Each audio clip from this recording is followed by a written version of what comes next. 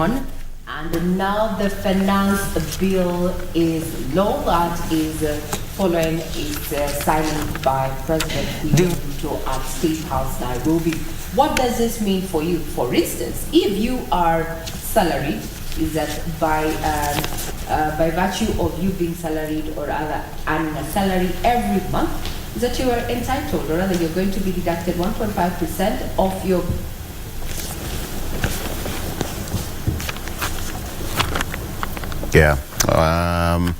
just to pick it from Regina, where Regina has left, the cost of living is going to go up as the CBK reviews margin to 10.50%, the highest in 7 years. What does that really portend to you as a taxpayer? Good morning. My name is Victor Lo. Welcome to the program Good Morning Kenya on KBC Channel 1. Okay, so today, Raila Odinga and Azimio Brigade will be at the Kamkunji grounds at around 10 or 11 thereabout to chart the way forward. The president signed the finance bill into law. So as it is on 1st of July, everything will take effect. What will Azimio have in store? Do they have an alternative base actually as we speak? Because so far we've not heard from them. As that is happening in politics, it's a way of survival as Siaya Deputy Governor William Oduol, who was here 2-3 weeks ago and is survived the ouster. And he said he's back to work and is going to mend bridges with the governor, that is James Orengo. We are waiting to see how that will pan out later on. But right about now, let's get the show on the road. Good morning, Ram. Yes, good morning to you too, Victor. That's quite interesting. We shall ensure that we keep tabs in regards to that particular story and more. Right here on Good Morning Kenya, we still have other conversations that are in line for you. On this particular morning, on matters concerning health, we shall talk about obesity and infertility. Can being obese affect your pregnancy? According to some research, it can even prevent you from getting pregnant. Let's talk about matters concerning obesity and infertility and describe what they are all about and the gray areas that are in there. We shall be with Dr. Charles Muteshi.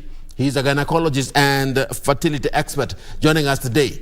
This program comes to you live from the broadcasting house here in Nairobi, Kenya. My name is Ram Aguko. Stick around for that particular conversation coming up in a bit.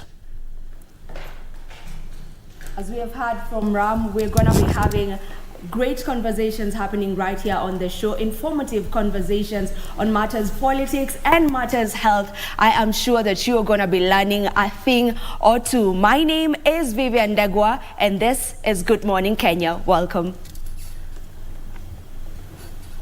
Well, earlier it appears that I was miming, but just to remind you that the finance bill is law. What does this mean for you, especially if you are salaried? 1.5% of your gross is going to be deducted, and your employer is going to match this percentage, making it 3%. However, on the part of the employer is that they have only 9 days after payday to have remitted that particular deduction or those monies towards the housing levy as is. That's just one of the ripple effects of passing into law of the finance bill.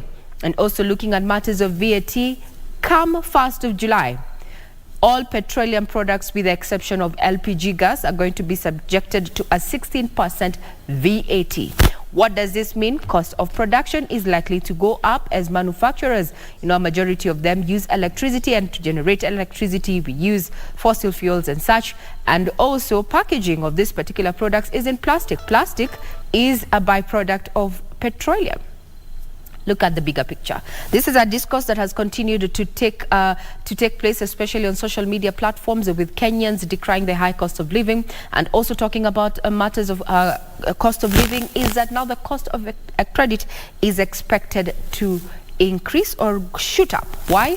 Because of a review of the MPC. And that is going to be coming up in not too long as we look at those stories that have been making headlines in the last 12 hours. Good morning, I'm Regina Manara. We take a quick breather, but we'll be back with what has been making news. Do not go away.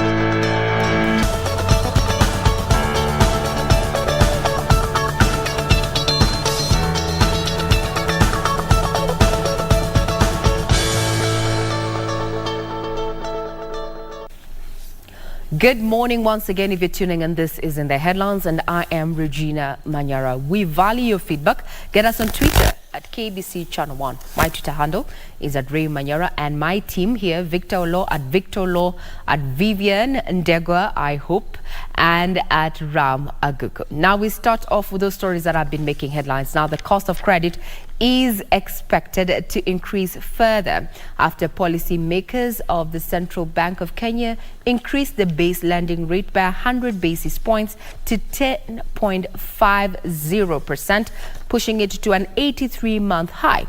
The Monetary Policy Committee that is chaired by Central Bank Governor Dr. Kamau Thuge says the decision was taken to check sustained inflationary pressures, increased risk to inflation outlook, and elevated global risks. The rate of inflation has remained fluctuated between 7.9% and 9.6% over the last 12 months. The rate of inflation marginally rose from 7.9% in April to 8.0% in May 2023, driven by high fuel, food and non-fuel prices.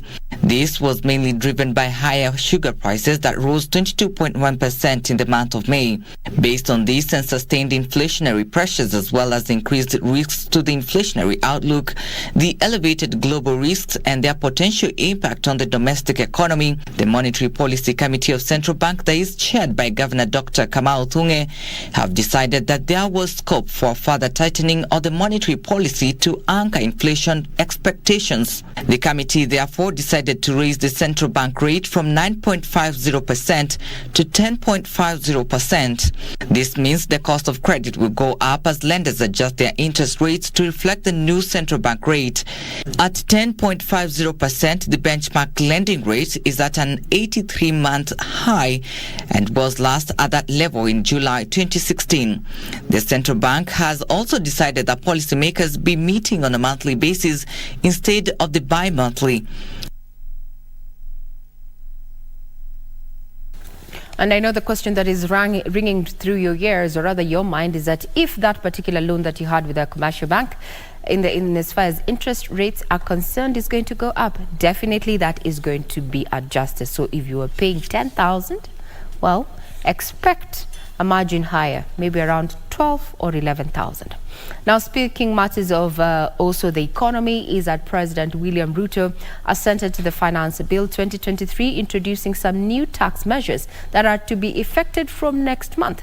The Finance Act of 2023 has standardized the value-added tax at 16%, introduced a housing tax of 1.5% to be paid both by the employee and the employer, as well as a removal of tax on LPG. The Finance Act 2023, which authorizes the government to spend 3.6 trillion shillings to finance the budget, introduces two new tax bands for those earning more than 500,000 shillings.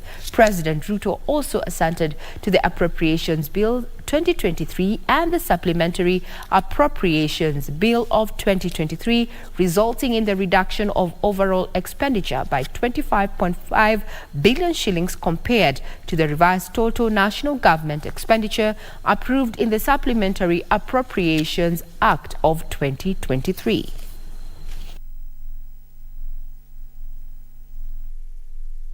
That particular bill coming into law.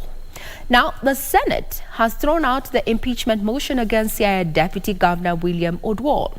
27 senators voted against the report of the special committee that had substantiated the allegations of the county assembly. Only 16 voted for the impeachment of the deputy governor. The impeachment motion against Siaya Deputy Governor William Odwal split the Senate along the political divide, with Azimio senators appearing to push for the removal of the Deputy Governor from office, while the ruling Kenya Kwanza side poking holes into the report by the special committee. When you say you're removing somebody from office because he said in public that a certain CS was forced to resign, Mr. Speaker, is that a threshold enough to remove somebody from office. Mr. Speaker, there is also a law called the Public Officer Ethics Act. It is actually a crime under that act, Mr. Speaker, to give misleading information in public. So you cannot just tell us, because you people in your coalition, you are used to giving false promises to Kenyans, you tell us that you can just retract. That is not the law, Mr. Speaker. The report by Senator William Kisang-led committee recommended for the impeachment of the deputy governor on grounds that he admitted to accusations of interfering with the procurement process during the renovation of his office, as well as misleading the public by giving false information. Senators from the majority side dismissed the committee's report, saying the Senate cannot be used to settle county political scores. The Senate should not be used as a conveyor belt of listening to rumors and hot air allegations. Ni jambo la kusikitisha ikiwa sisi kama seneta tutakubaliana ya kwamba ni haki mtu kununua kiti kama kile, hali bei yake haifiki ile bei inotakana, na alafu wamechukua pesa zingine zimeenda hivyo hivyo bila zimeenda kiholela. Afisa mhasibu mkuu katika ukaguzi la county ni gavana mwenyewe. Masuala ya kiti ambayo inasemekana kwamba Bwana Oduola ninunua, hiyo ni swala linafaa kuulizwa gavana wa Siaya, lakini sio naibu wake. Upon being given opportunity to respond to the committee's report, the deputy governor's lawyers questioned the integrity of the report, claiming there was doublespeak in the observations. On one side of the mouth, the committee says that the governor did not intimidate anyone, did not bully anyone, did not abuse anyone. Then on the other side it says he interfered with procurement. How does that sit before this particular house? The four accusations were subjected to the vote, whereby 27 senators voted against the impeachment, while 16 senators voted for the impeachment. Now, from that, what transpired in Senate yesterday, what do you think? What are your thoughts? Is it a game of numbers, pitting the opposition against the ruling Kenya Kwanza team? Or was it justified, the Senate side justified to throw out that particular impeachment motion against Deputy Governor there, Sir William Oduor? Our Twitter handle is quite open for your feedback at KBC Channel 1. Now, the judiciary has launched a convicted sexual offenders electronic register in fulfillment of the Sexual Offences Act of 2006. Chief Justice Martha Koome notes that the register will hold a crucial database of all convicted offenders and will ensure easy access to information on convicted sex offenders for relevant authorities. Kenya is now the second country in Africa to adopt the Convicted Sexual Offenders Electronic Register after South Africa. Chief Justice Martha Koome noted that the automated register will serve as a tool for deterrence, prevention and rehabilitation of sexual offenders. We are in effect sending a clear message that our society will not tolerate those who prey upon the vulnerable. We will hold them accountable, and their actions shall not go unnoticed or unpunished, but will follow them for the rest of their lives.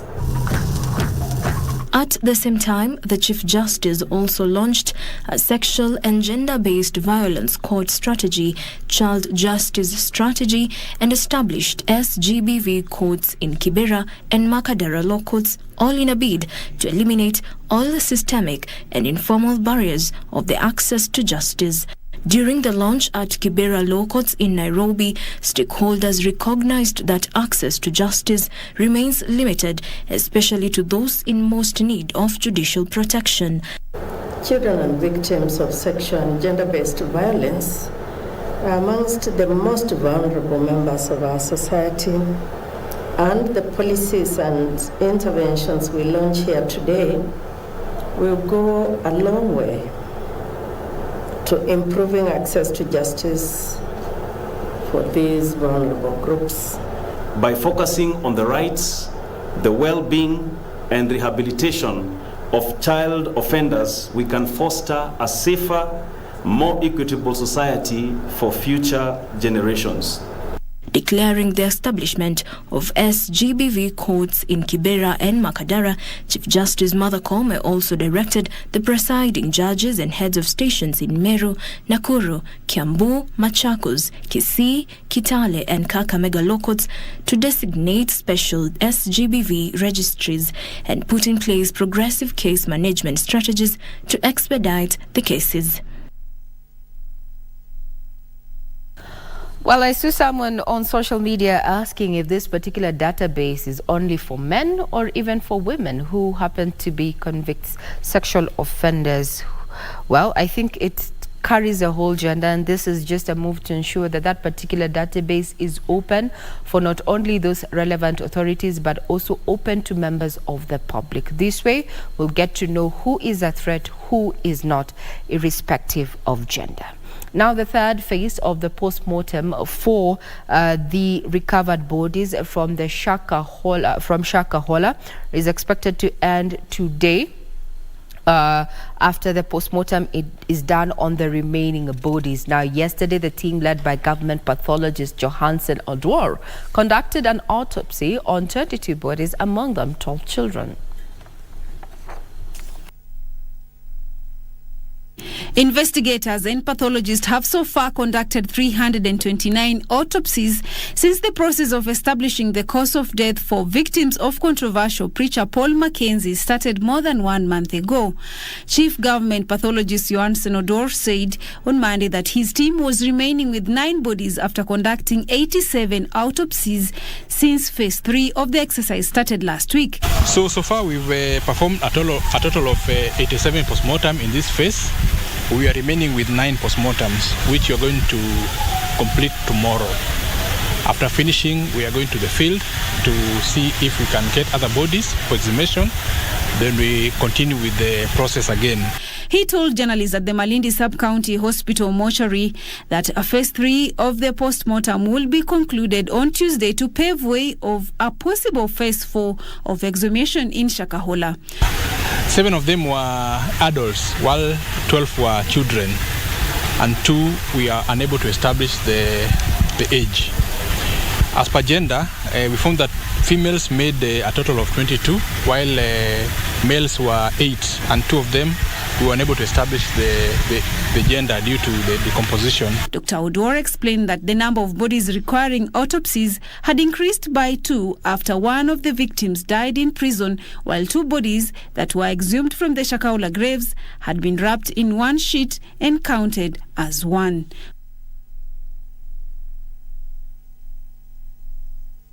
Well, Tuesday is today that we're going to be keeping tabs on that. And as we take a short break, I want to think about siafu, black ants.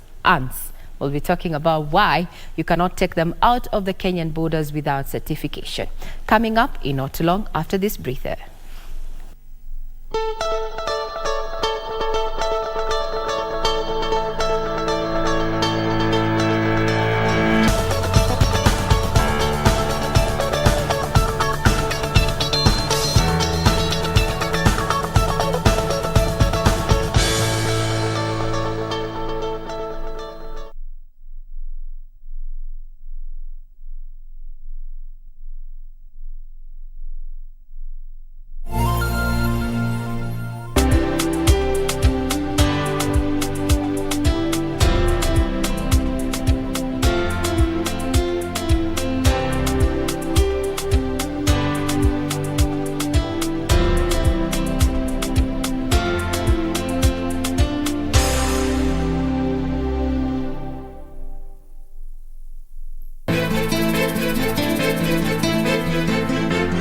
Wewe na mama mko sawa? Mko sawa mwanangu.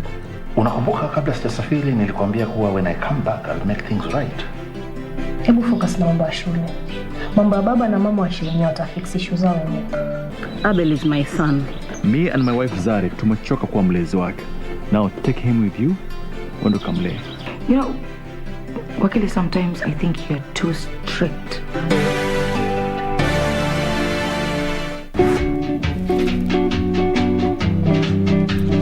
Wewe umesikiaje? Umesikia nimesema nini? Sielewi Kiswahili sana, siongea Kiswahili sana. Unaongea lugha gani? Si Sio ya uongo Mbembe Face. Ni kweli wa mambo. Hiyo ndio ndiru. Sasa unamuita Mbembe Face, huyu ni baby face. Ni Mbembe Face. Huyu mtu mzee hata uso imekunjana ni baby face. So me and that guy who is criminal. Yote wewe mtu akikukosea utafanya namna gani? Njia yao ni fupi sana. Kila mtu ujue atapeka mzigo wake mwenyewe. Na kila mtu atauchukua. Hii mambo ya kuimba hapa staki, unasikia? Ni kumbe bila naenda mpaka roho anasema tuimbe hivyo sababu huko ndio anaenda. Roho amesemea wapi? Ananisungumzia. He talks to me directly. Wewe umemaliza mashimo. Sijamaliza.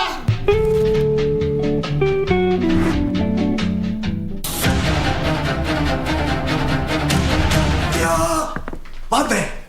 야가 금방이 딸이 많네. 나 짜 비싸. 넌 앞으로 판때기 같은 거 짜지 마. 왕푸드. 그래. 뭐 조금 후져도 조용하기만 하면 되지. 나하고 일 하나 같이 하자. 오, 신세계에서 이정재가 댕기고.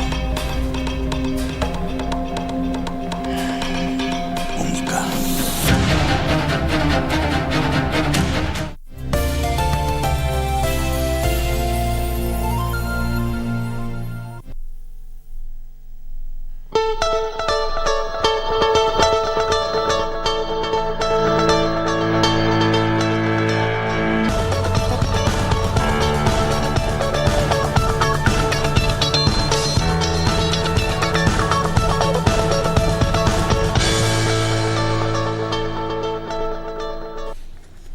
Good morning. This is in the headlines. Now, Head of Public Service, Felix Koskei, has urged the panel tasked with the selection of the next Director of Public Prosecutions to observe the rule of law and be guided by the principles of the Constitution. The 7-member panel, gazetted by the President last week, will now start the recruitment exercise after they are sworn in.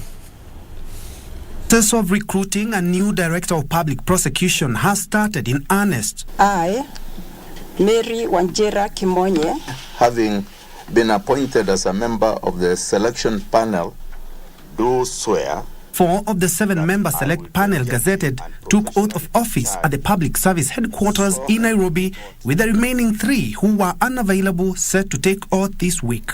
The honor and dignity of this office. The head of Public Service, Felix Koskei, was represented by the Chief Administrative Secretary in the Office of the President, Arthur Osia, pledged support for the panel, who include COTU Secretary General Francis Atuoli and Ethics and Anti-Corruption Commission CEO Twalib Mbarak. Good luck, professionalism, ethical and valuable, loaded thinking as you set up this process and run into completion. We promise for cooperation from the other side of government. Constitution and the law obligates you. Chairman of the Public Service Commission, Ambassador Anthony Moshiri, also rallied the members to ensure the process was fair and accountable and select an individual who will inspire confidence in Kenyans. Kenyans do expect nothing short of a process that is open, transparent, accountable, lawful, and fair.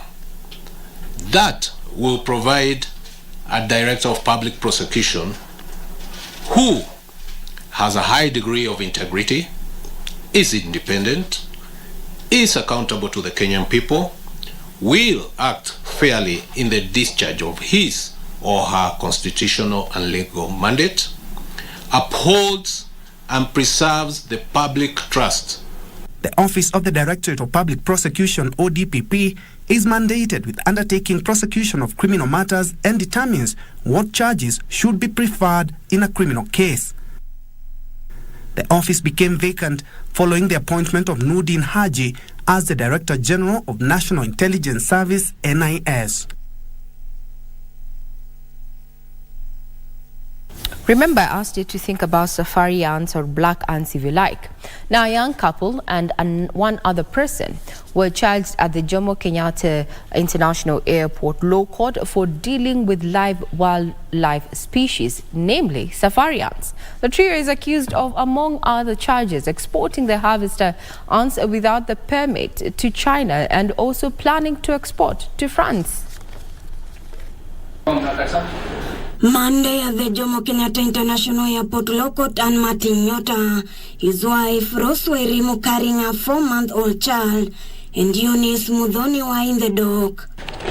Bidhaa za wanyamapori kwa jina Mesor Cephalax au siafu, dhamana yake ikiwa ni shilingi 1,300 bila leseni.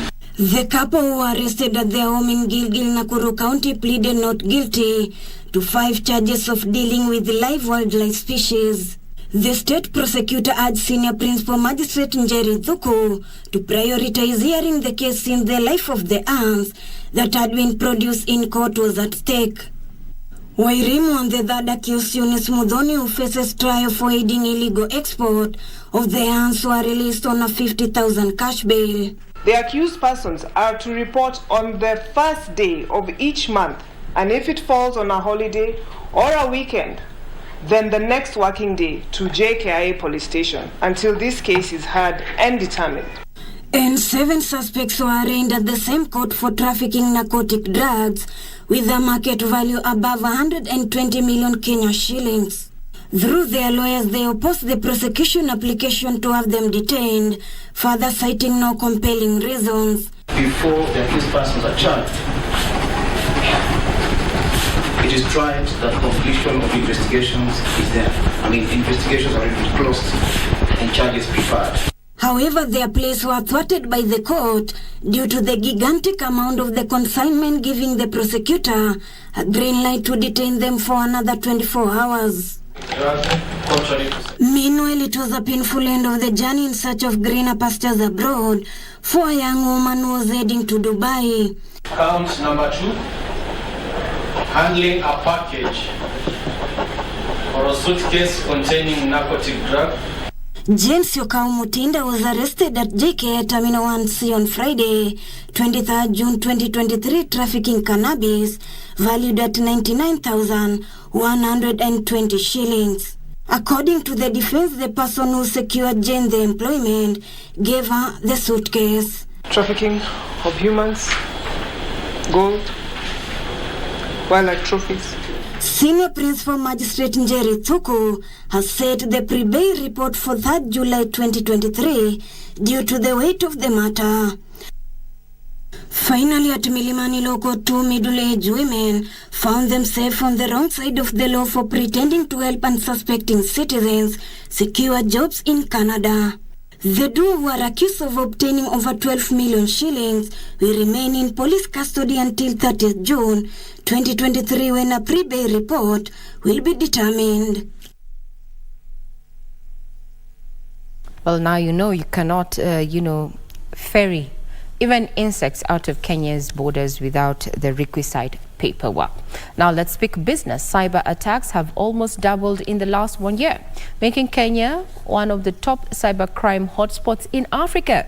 According to the Communication Authority of Kenya, cyber attacks in Kenya have skyrocketed to reach a high of 444 million in the last 6 months, up from 350 million in the same period last year.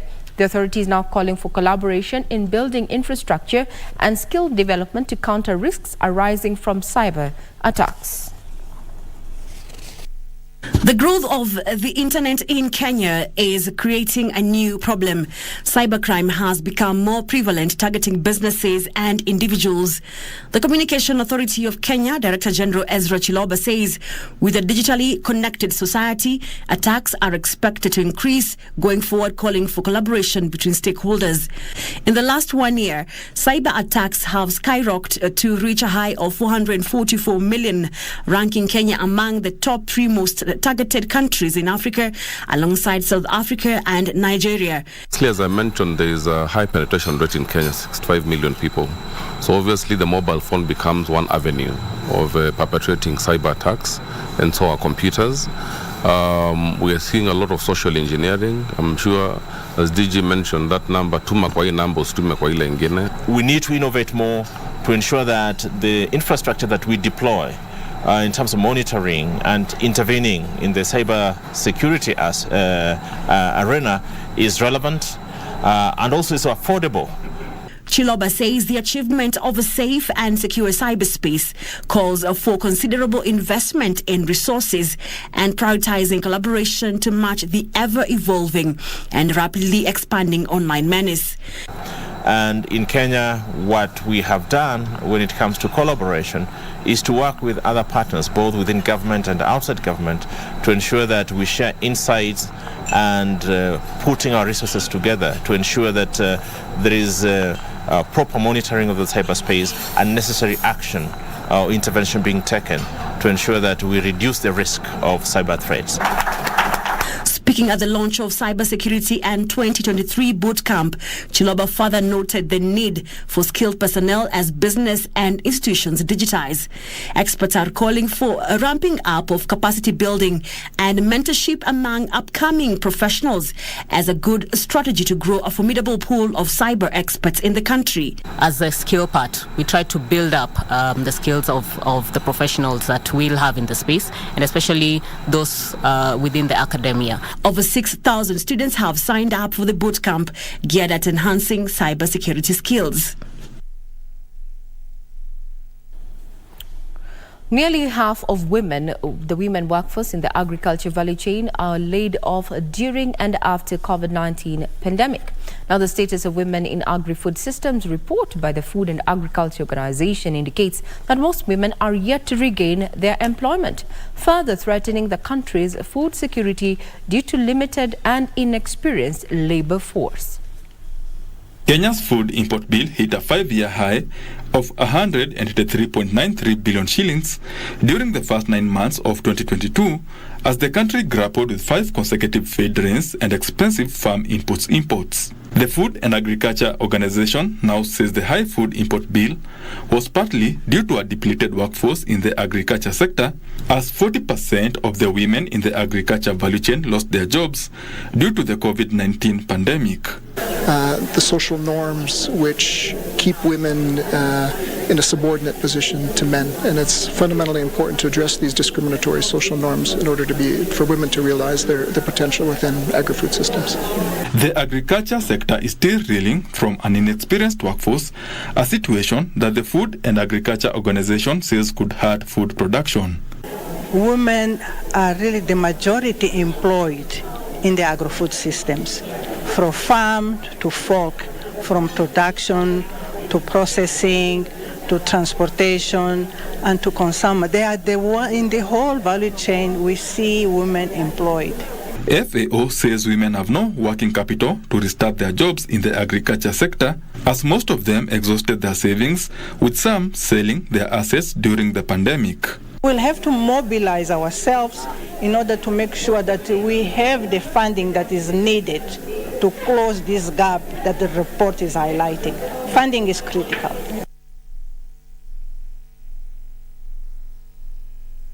The newly introduced import levy is expected to spur local manufacturing. The government says 10% of tax will be subjected to a number of imported items and it will help discourage the import of products that can be sourced locally. Industry Principal Secretary Juma Mkwana says part of the levy shall be used to provide funds to boost manufacturing, increase exports, create jobs and save on foreign exchange as well as promote investments. Finance Act that was signed today by President William Ruto has outlined various tax proposals aimed at spurring the local manufacturing sector. The government has outlined various import levies to encourage the Buy Kenya, Build Kenya initiative. To promote the manufacturing sector, the Finance Act has created an export and investment promotion levy on all goods specified in the third schedule of the Miscellaneous Fees and Levies Act 2016 imported in the country for home use. These include furniture, steel, paints, plastics and paper, among other goods. The idea today that the President has said is we don't want as Kenya to import something that we can make locally. So we are proud of what Milik Glass is doing in the area of glass.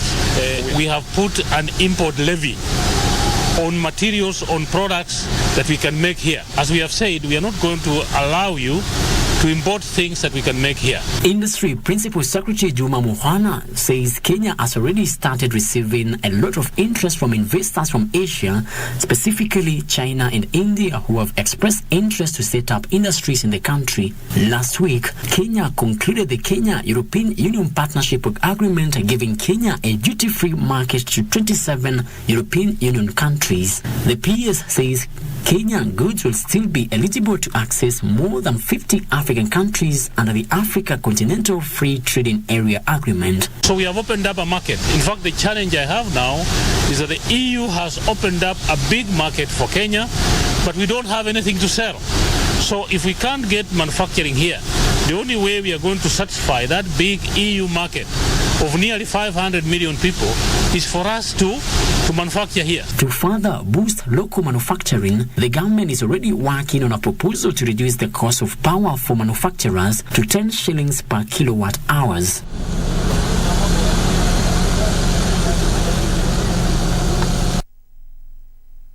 Organizations with high water usage can now reduce their energy costs for water treatment following the launch of a battery-less solar water treatment machine by Davis and Shortlift. Here's Betty Kiptum with the details. Hospitality facilities and industries are high water consumers who often opt for recycling. The process often increases running costs due to increased use of electricity and battery-powered solar pumps. Davies and Shortlift says the water treatment system offers an environmentally friendly and cost-effective way to sustainable water treatment process by eliminating the need for additional energy storage equipment by harnessing power from solar PV panels. All the plants in the markets traditionally have used very high power sources to drive the pumps that pressurize the water through. Now, this innovation basically uses solar energy to drive the RO plant pump to run the process. And so that makes it a lot more efficient because we're not using mains power or generator power, we're using solar power, which is essentially free. Water scarcity, a growing population and industrialization have been pushing up demand for water treatment. But high cost of electricity remains a challenge for users, hence the need for innovative water treatment solutions. With challenges in finding available sources of fresh water, increasingly people are turning to sources of water that traditionally they would not have relied on. Using seawater, for example, and converting that into fresh water. We're drilling very deep boreholes, but the water is contaminated with fluoride. So there is a very large market, and it's driven by water scarcity issues in the region. Now, we'll be remiss to actually close this session of bringing out to speed the stories that have been making headlines without talking about that particular win by none other than Kogalo. We're talking about Gor Mahia, where Information, Communication and Digital Economy Cabinet Secretary Eliud Owalo rewarded the newly crowned Football Kenya Federation Premier League champions Gor Mahia with a cash prize of 3 million shillings. The record Premier League winners recaptured their league title with a comfortable 4-1 win over Nairobi City Stars in their final match of the 2022-2023 season on Sunday at the Kasarani Stadium. ICT and Digital Economy Cabinet Secretary Eliud Owalo has rewarded FKF Premier League side Gor Mahia following their masterclass performance in their final game of the season against Nairobi City Stars that saw the side reclaim the league title. Owalo handed the team a cash prize of 3 million shillings for the outstanding performance. As a Gor Mahia fan, I'm a very, very happy man. This feat has been achieved through a collective effort. We cannot attribute this win to any single individual. So to all of us, I think we need to congratulate ourselves.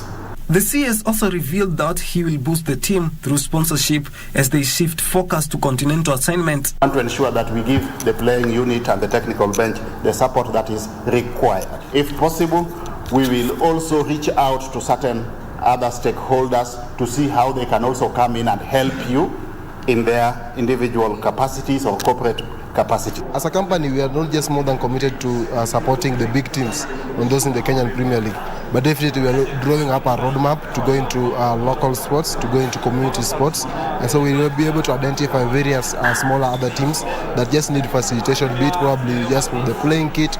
Owalo also promised to buy a new bus for the side before the new season commences. Gor Mahia humbled City Stars for 1 to recapture the title which they lost in 2020. I said it to all of the guys maybe 6 weeks ago that it's for those people within the club that we needed to work hard. It's for those people who do the unseen work that we need to fight and we need to push, because without them we can't achieve anything. So, thank you to everybody who's played a role this season.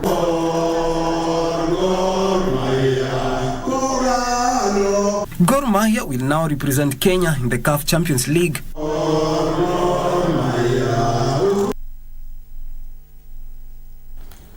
Well, we're told as anchors we need to be, impartial to news. Well, I happen to be a Gor Mahia fan, so well in team. Let's see what we have in store for the rest of the soccer fans come next season. It's a wrap, and as far as matters in the headlines is concerned, remember some of the key issues we're going to be looking at is come 2 p.m. today as the opposition leader Raila Odinga leads masses to Kamukonji. What is going to happen? Is this the resumption of maandamano Thursday and Tuesday? We'll wait to see. And also today is the last day where the postmortem for phase 3 from the Shakahola exhumation process is concerned, is happening today with the final postmortem being done today, paving way for a possible phase 4 of the exhumation process. And just remember that the finance bill is now law. I'm Regina Manara. I wish you a pleasant viewing ahead.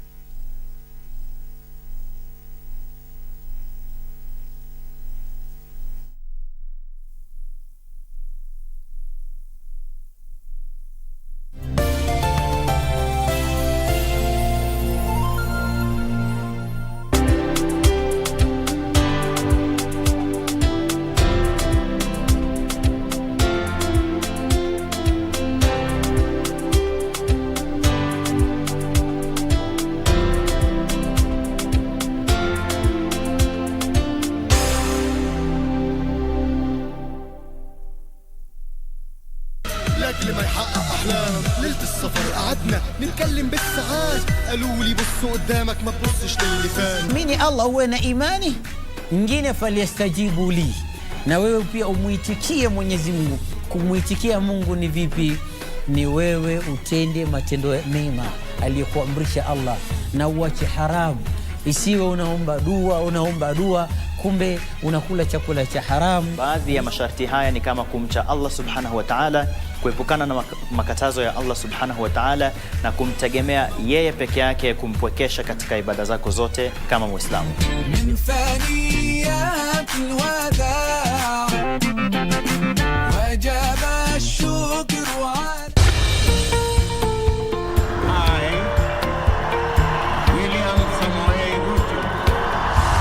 After the dust settled on rigorous campaigns, Kenyans are waiting for elected leaders to deliver on their pledges. Have you used the hustler fund? When your children sleep hungry, when you can borrow 500 or 1,000 shillings and they have some food on the table. So the 500 you're giving me now, is my purchasing power has literally been diminished comparing to probably even January or December. But how have the leaders performed so far? In terms of the amount of money that is being disbursed, the minimum being 500 shillings, how do you scorecard that? No, that I'll give it a 2 out of 5. 2 out of 5. 1 out of 5. I'll still give it 5 out of 5. Every week, we bring you an honest assessment of the national and county governments. What is the impact of the Hustlers Fund? There are people who borrow praying they don't have to pay back. For example, they pray that the owner dies. The Scorecard. Every Tuesday at 10 p.m. on KBC Channel 1. Ruben is my son. My son. I won't go out there to crush Rodrigo Irazabal. Have you gone crazy? Can't be in that house anymore. Really? It's all because of her again, right? No. Rodrigo, I really need to talk to you right now. Las Bandidas.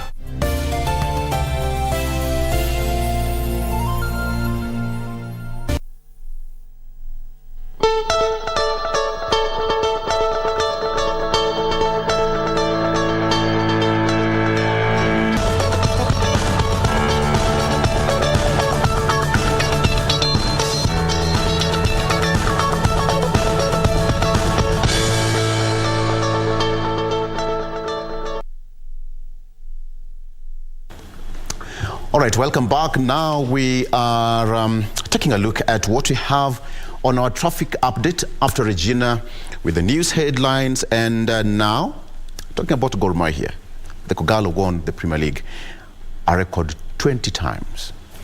Just 1 point. It was a very slim margin. I would imagine what was running through the minds of the players, even the Tusker players and even the fans, as far as that was concerned. Okay. It's almost 7:30, 7:29. Let's take a look at what we have on our traffic update this particular morning. Let me start with Nairobi in particular, being the capital city. Okay, so let me start with what you coming from Westlands. It was a busy weekend on that Western circuit. Of course, according to the papers, 7 people lost their lives on that road. That is Naivasha, Nakuru, Nairobi highway over the weekend because of different accidents that happened. One in along Sachangwan, almost coming to Nakuru.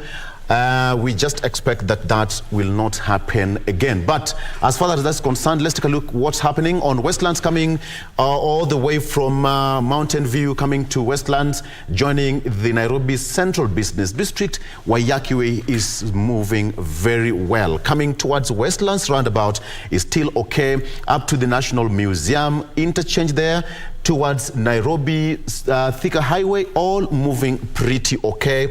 Into Uhuru Highway and ultimately into the CBD. So watu wa Waiyaki Way, you have a moment to celebrate. How about Ngong Road? Okay, it's a bit messy as you join the Kingara Road, that is Kingara Road, heading towards Gitanga Road and James Gishuru. But as you come from Ngong Road, coming to Junction Mall, Iko sawa, so you have got a moment to drive, but be careful on the road because as you approach towards the Prestige Plaza, there is always a small snarl up because of the traffic situation. That is the lights.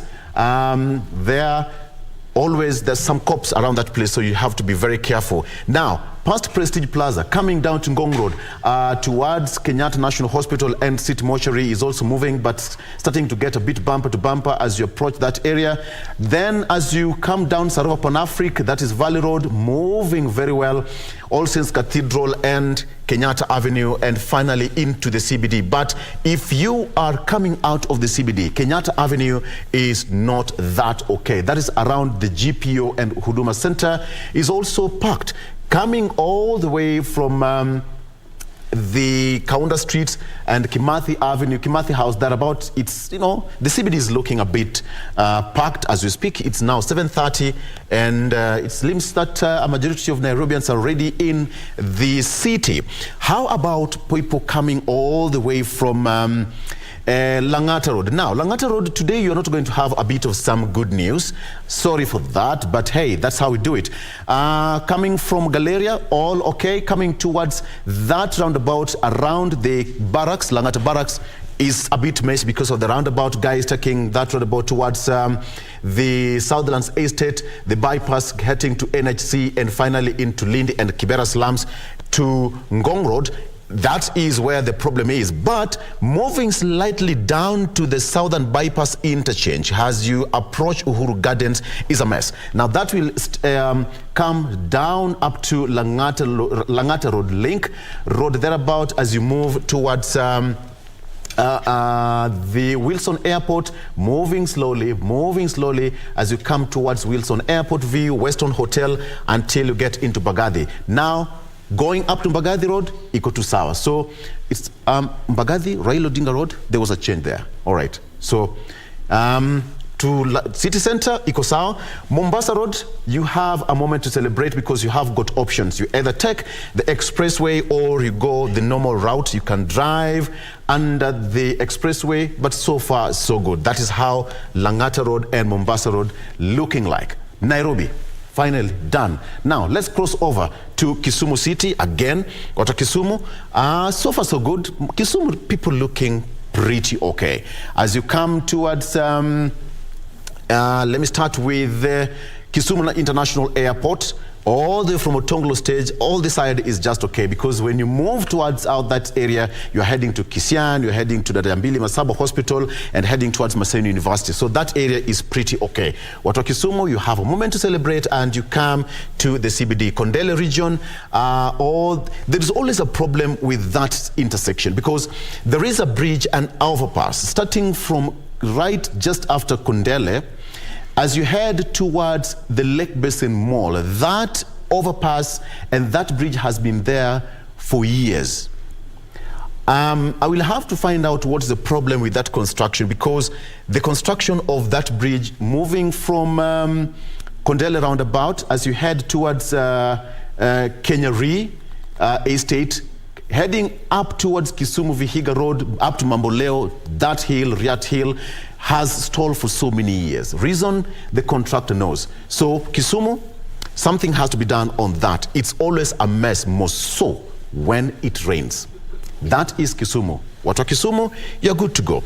Moving from Rabur area, from Ahero, it's always moving. But somebody said that moving from Kisumu towards Ahero is always shorter as compared to Ahero to Kisumu. I don't understand the logic. All right, that is how it is. Okay, finally, let's go to okay, Mombasa. Somebody said that, is it Buxton ama Buxton? Is it Tudor ama Tudor ama Tudor? All right, so it's okay. If you're coming towards those sides of Kengeleni, always a problem as you approach Kongowea Market. Because of this traffic light, people coming from the market, joining the highway there into the Nyali Bridge, finally into the CBD. There's always an intersection there, but moving from Saj Ceramics there, coming all the way from, that is completely Nyali Road, as you come from those sides of Bombolulu, all the way from City Mall Nyali into actually outbound towards Bamburi and Pirates Beach, iko tu sawa. So at Mombasa, you still have a moment to celebrate as you come towards the city center. And finally, the Changame roundabout, Makupa Causeway, kila kitu iko sawa. And you now have a moment to celebrate as you go about your business in Mombasa. All right, there's Asnalap as you come to the Likoni Ferry Channel. Now, as you come from the Likoni Ferry Channel from the other side of the island and coming this side of Likoni, you have to wait a little bit because you have to wait for the ferries to go round, collect people, come back, and that is where the problem is all about. So, bumper to bumper as you come, actually, as you can look, the Likoni Ferry Channel, it's a bit of a gridlock. So, watu wa Mombasa, kaeni rada na muenjoy your moment in Mombasa. I think we should go to Nairobi. We should go to Mombasa for some time. All right? Twendeni Mombasa, and let's enjoy. If you've ever been to Mombasa, it's a moment for you to go and have fun. Okay, that's as far as traffic is concerned. Now, let me take you through the front page of the Standard pretty fast in the headlines. On the front page of the Standard newspaper, Ruto Raila battles rescue Oduol from axe. That is on the front page of the Standard. Ruto Raila battles rescue Oduol from axe. A flurry of calls from Kenya Kwanza allies leaders convinced the senators to vote according to their plan, vanquishing any prospects of Azimio having its way in pushing out Orengo's deputy. That is a story fleshed out there for you on page 4 of the Standard newspaper. I'll give you details shortly. Showdown looms after Ruto's tax nod. Showdown looms after Ruto's tax nod. With the finance bill assented to and prices expected to rise from July 1st, this coming weekend, Azimio leaders say that it is time the Mwananchi protested the high cost of living. Page 7. You can take a look at that story. Still on the front page, Malala plan to audit cabinet splits UDA. I will give you details what Gladys Boss-Sholay said as far as that is concerned. Rivals claim victory in Sierra Leone's polls. That happened over the weekend. And now, why 2023 WRC rally was the toughest? Some of the rally drivers said that, okay, diversion is okay, but it was one of the toughest for the drivers. Cost of loans to go up after CBK reviews margin. I told you earlier that the central bank yesterday raised its policy lending rate to 10.50%, the highest in 7 years. A move that will push lenders to adjust their borrowing rates. That is in the budget. So what else should we expect? Let me stop at that particular point, take a breather, and hand it over to Ram Aguka. Ram Aguka, to take a look at what we have on the Star. Yes, and of course, still on the Star newspaper, on what is in the headlines today. On the front page, Ruto's health plan to cost 550 billion Kenya shillings. That is on the front page of the Star. The government is to hold a 3-day forum to decide how to get this particular money.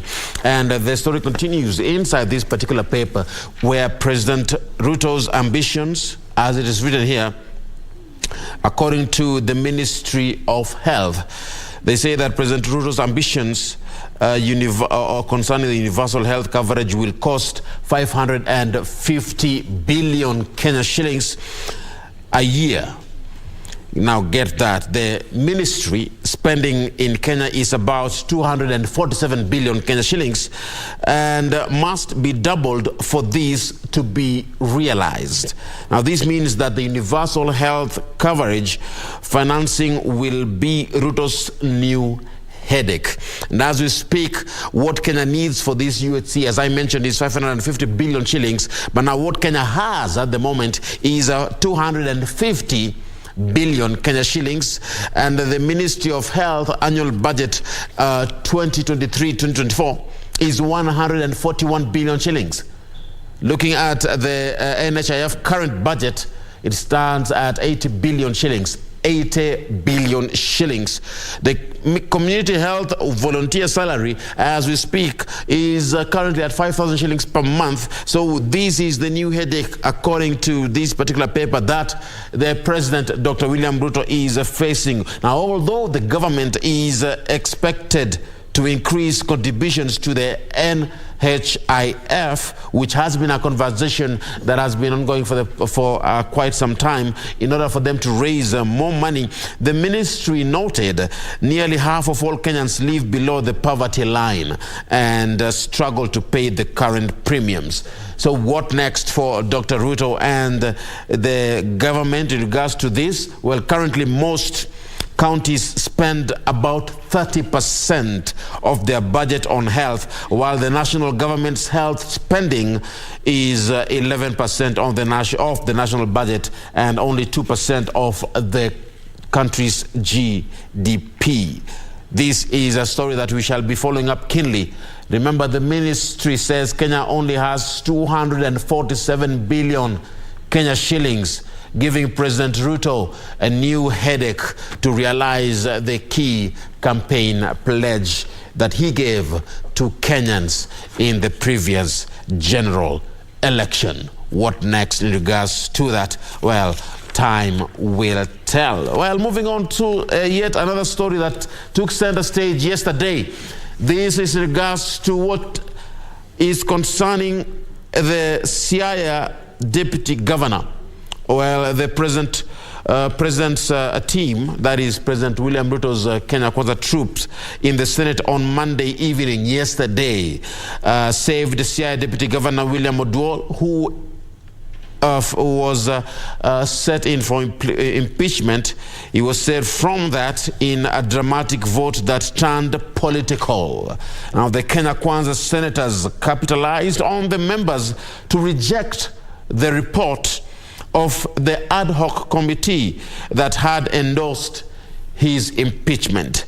27 Kenya Kwanza lawmakers voted against each of the 2 charges that Oduol faced, while 16 Azimio senators who had voted to uphold the charges were beaten. Now, this is a game of numbers, meaning that the deputy governor went home smiling. He had the last laugh. That is what took place yesterday. Kenya Kwanza lawmakers voted against the 2 charges that he faced. What next for Siaya County? Will he build new relations with the MCAs and with the governor? Time will tell. And of course, I know Victor Law has a lot of plans in regards to that particular conversation in our subsequent shows. What next for Siaya County? Now, still, on the front page of the Star, before I hand it over to my colleague here, new KEMSA boss is dragged into 3.7 billion shilling mess. What is it all about? Well, the acting KEMSA boss, Andrew Mulwa, has been dragged into the bungled mosquito tender mess that costed the country a record of 3.7 billion Kenya shillings. Now, a senior officer working under Mulwa, who was then Director of Preventive and Promotive Health, told senators that Mulwa was aware of the inconsistencies around the tender but failed to act. That is just a glimpse of what is on the Star. Vivian. All right, now on to the Daily Nation. On the front page, we have expensive loans add to tax pain as Ruto signs bill. Kenyans should now brace themselves for new higher loan interest rates in the next 60 days after the Central Bank of Kenya raised the benchmark rate by 1%, by 1 percentage point. This story will be, or rather is on page 6, 7 and page 8 of the Daily Nation. More on the Daily Nation. On the front page, we have Which Way Raila. Now, Azimio leader Raila Odinga is fast running out of options in his quest to tame President William Ruto and his Kenya Kwanza administration. All his previous attempts, from refusing to recognize his presidency to calling for succession, have come to a cropper. Fresh from major upsets in the National Assembly and Senate on the finance bill and the Siaya deputy governor impeachment motion. What does Mr. Odinga have up his sleeve this time round? That story is on page 4 and page 5, and we know that the opposition leader Raila Odinga will be holding a mega rally today at the Kamukunji ground, so probably we'll get to know from there which way forward for him. Yet another story, good news for Boda Bodas in free insurance training plan. Under the Boda Care, the government will pay for 1 year's insurance cover for 117,000 Boda operators. These Boda operators have received a road safety, first aid training and licensed and are members of a saving and credit cooperative society, that is ASACO. That story is on the back page of the Daily Nation. Yet another story right here on the Daily Nation is the automated registry of sex offenders. Chief Justice Martha Koome has launched the automated sexual offenders register, which will give judicial officers and the public access to vital information about sexual offenders in the country. That story is on page 3 of the Daily Nation. Now, on matters health, if I may touch a bit on a story I've seen here, which is quite some good news. A simple blood test detecting more than 50 cancer types.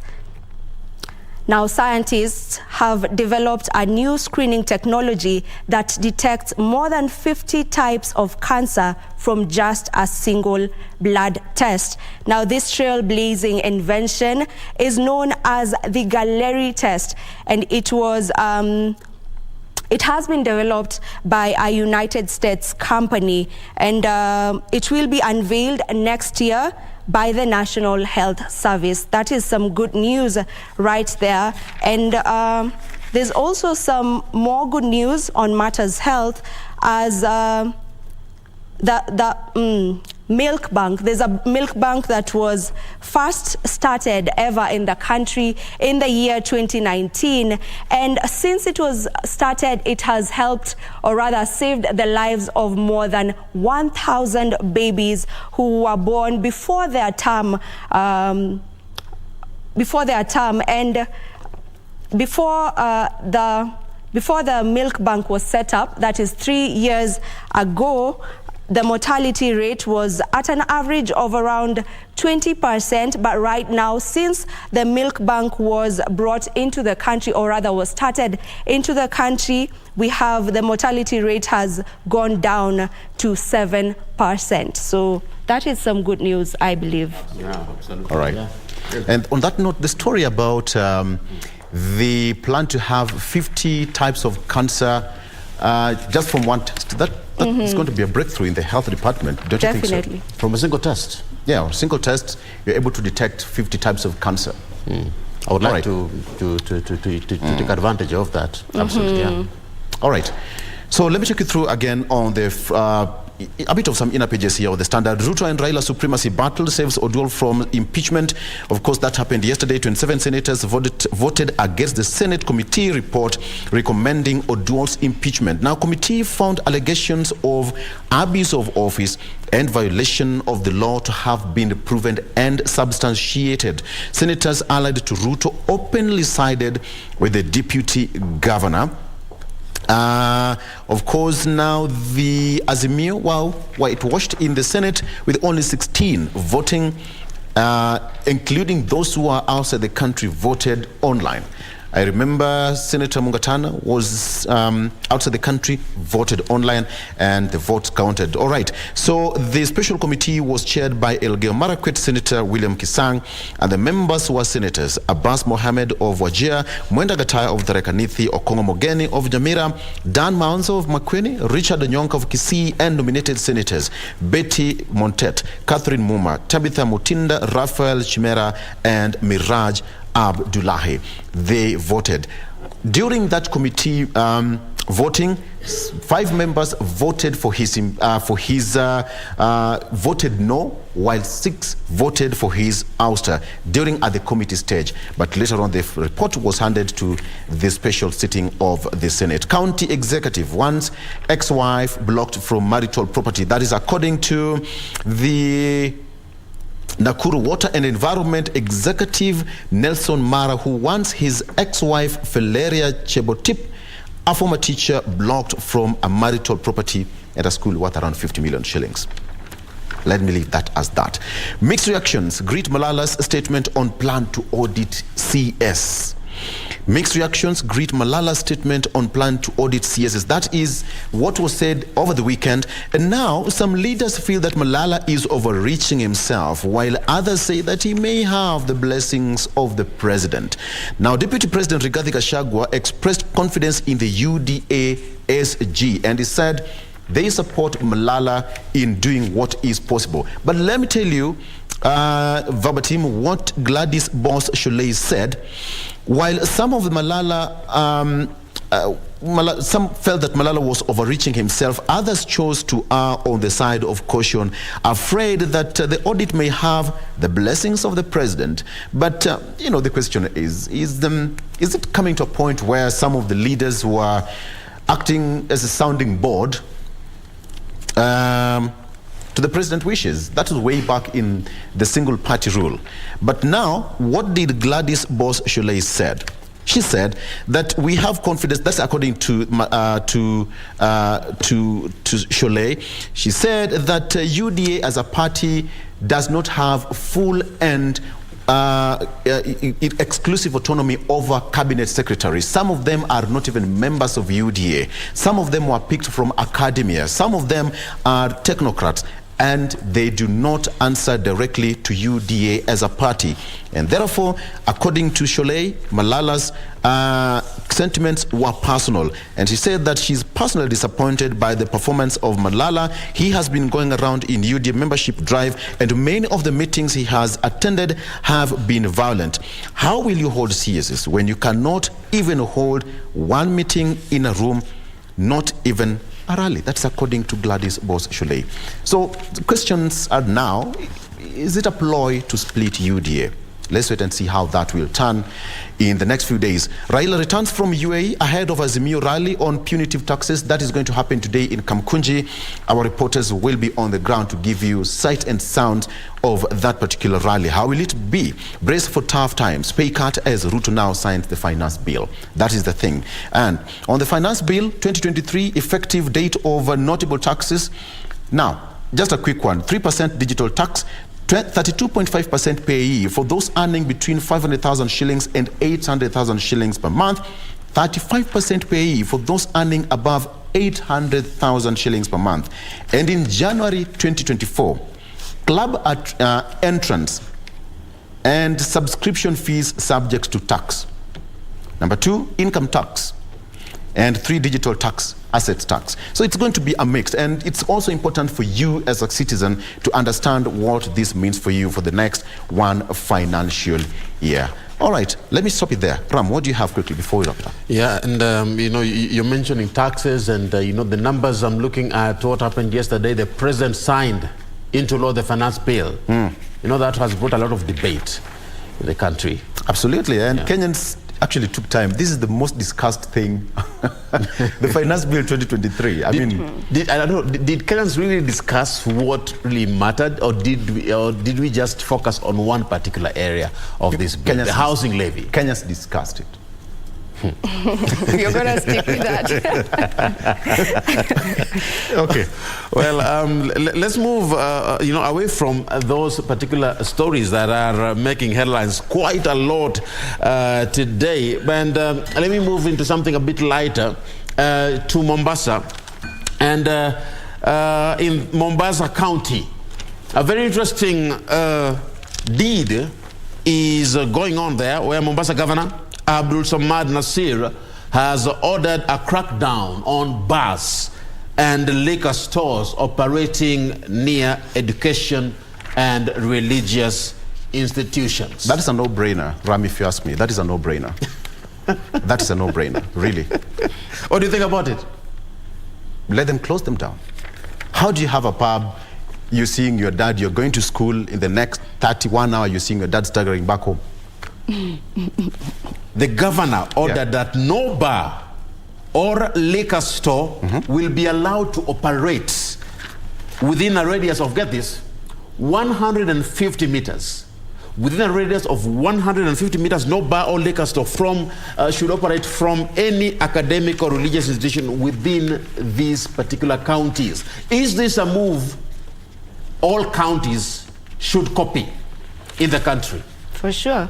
I feel like that is a move that they should all copy. Yeah. Because why are we having a bar around, schools? Why? You're going to church, and as you go to church, you pass by that liquor store, you take a tot, and then you go to church. And then you say that God is happy with people who repent, sinners who repent.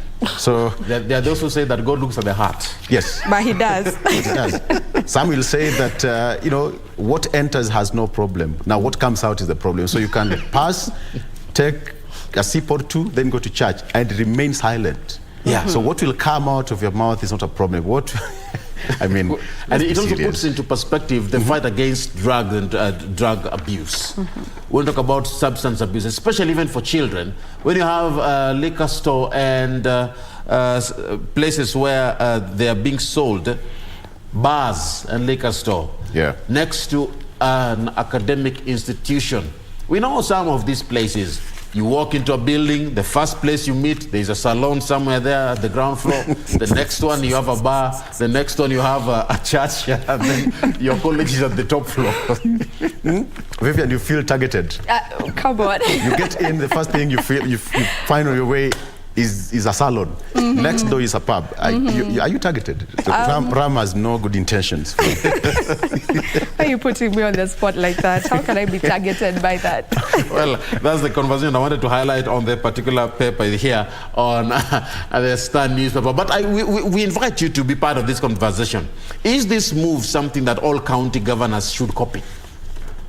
Look at Mombasa County.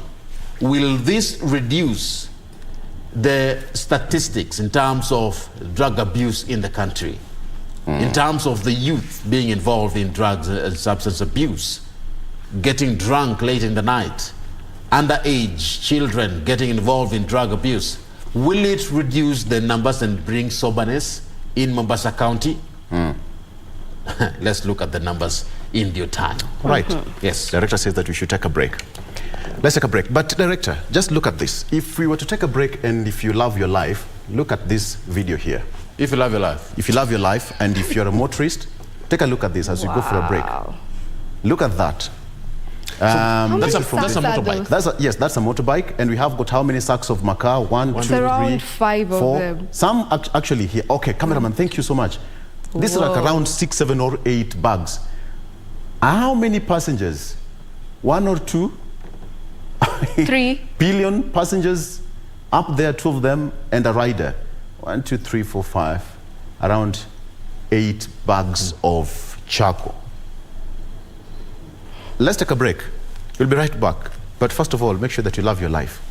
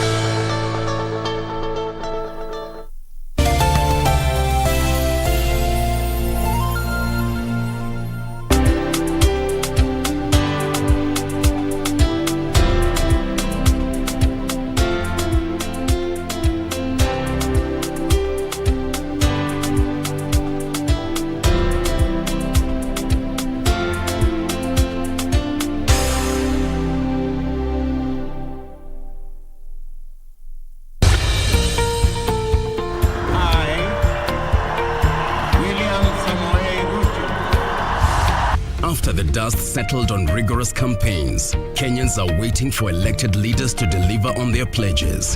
Have you used the hustler fund? When your children sleep hungry, when you can borrow 500 or 1,000 shillings and they have some food on the table. So the 500 you're giving me now is my purchasing power has literally been diminished comparing to probably even January or December. But how have the leaders performed so far? In terms of the amount of money that is being disbursed, the minimum being 500 shillings, how do you scorecard that? No, that I'll give it a 2 out of 5. 2 out of 5. 1 out of 5. I'll still give it 5 out of 5. Every week, we bring you an honest assessment of the national and county governments. What is the impact of the Hustlers Fund? There are people who borrow praying they don't have to pay back. For example, they pray that the owner dies. The Scorecard. Every Tuesday at 10 p.m. on KBC Channel 1.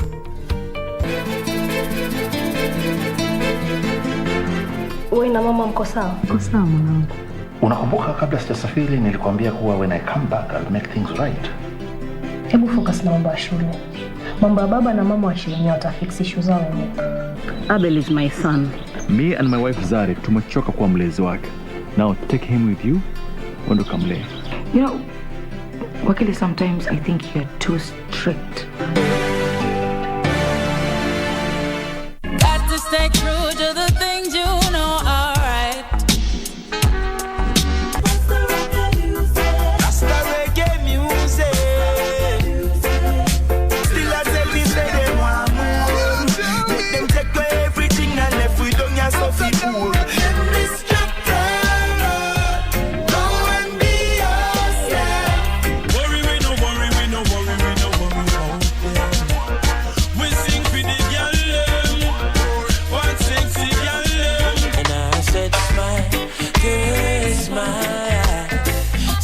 For me, Jamaica, and I said smile, girl, smile.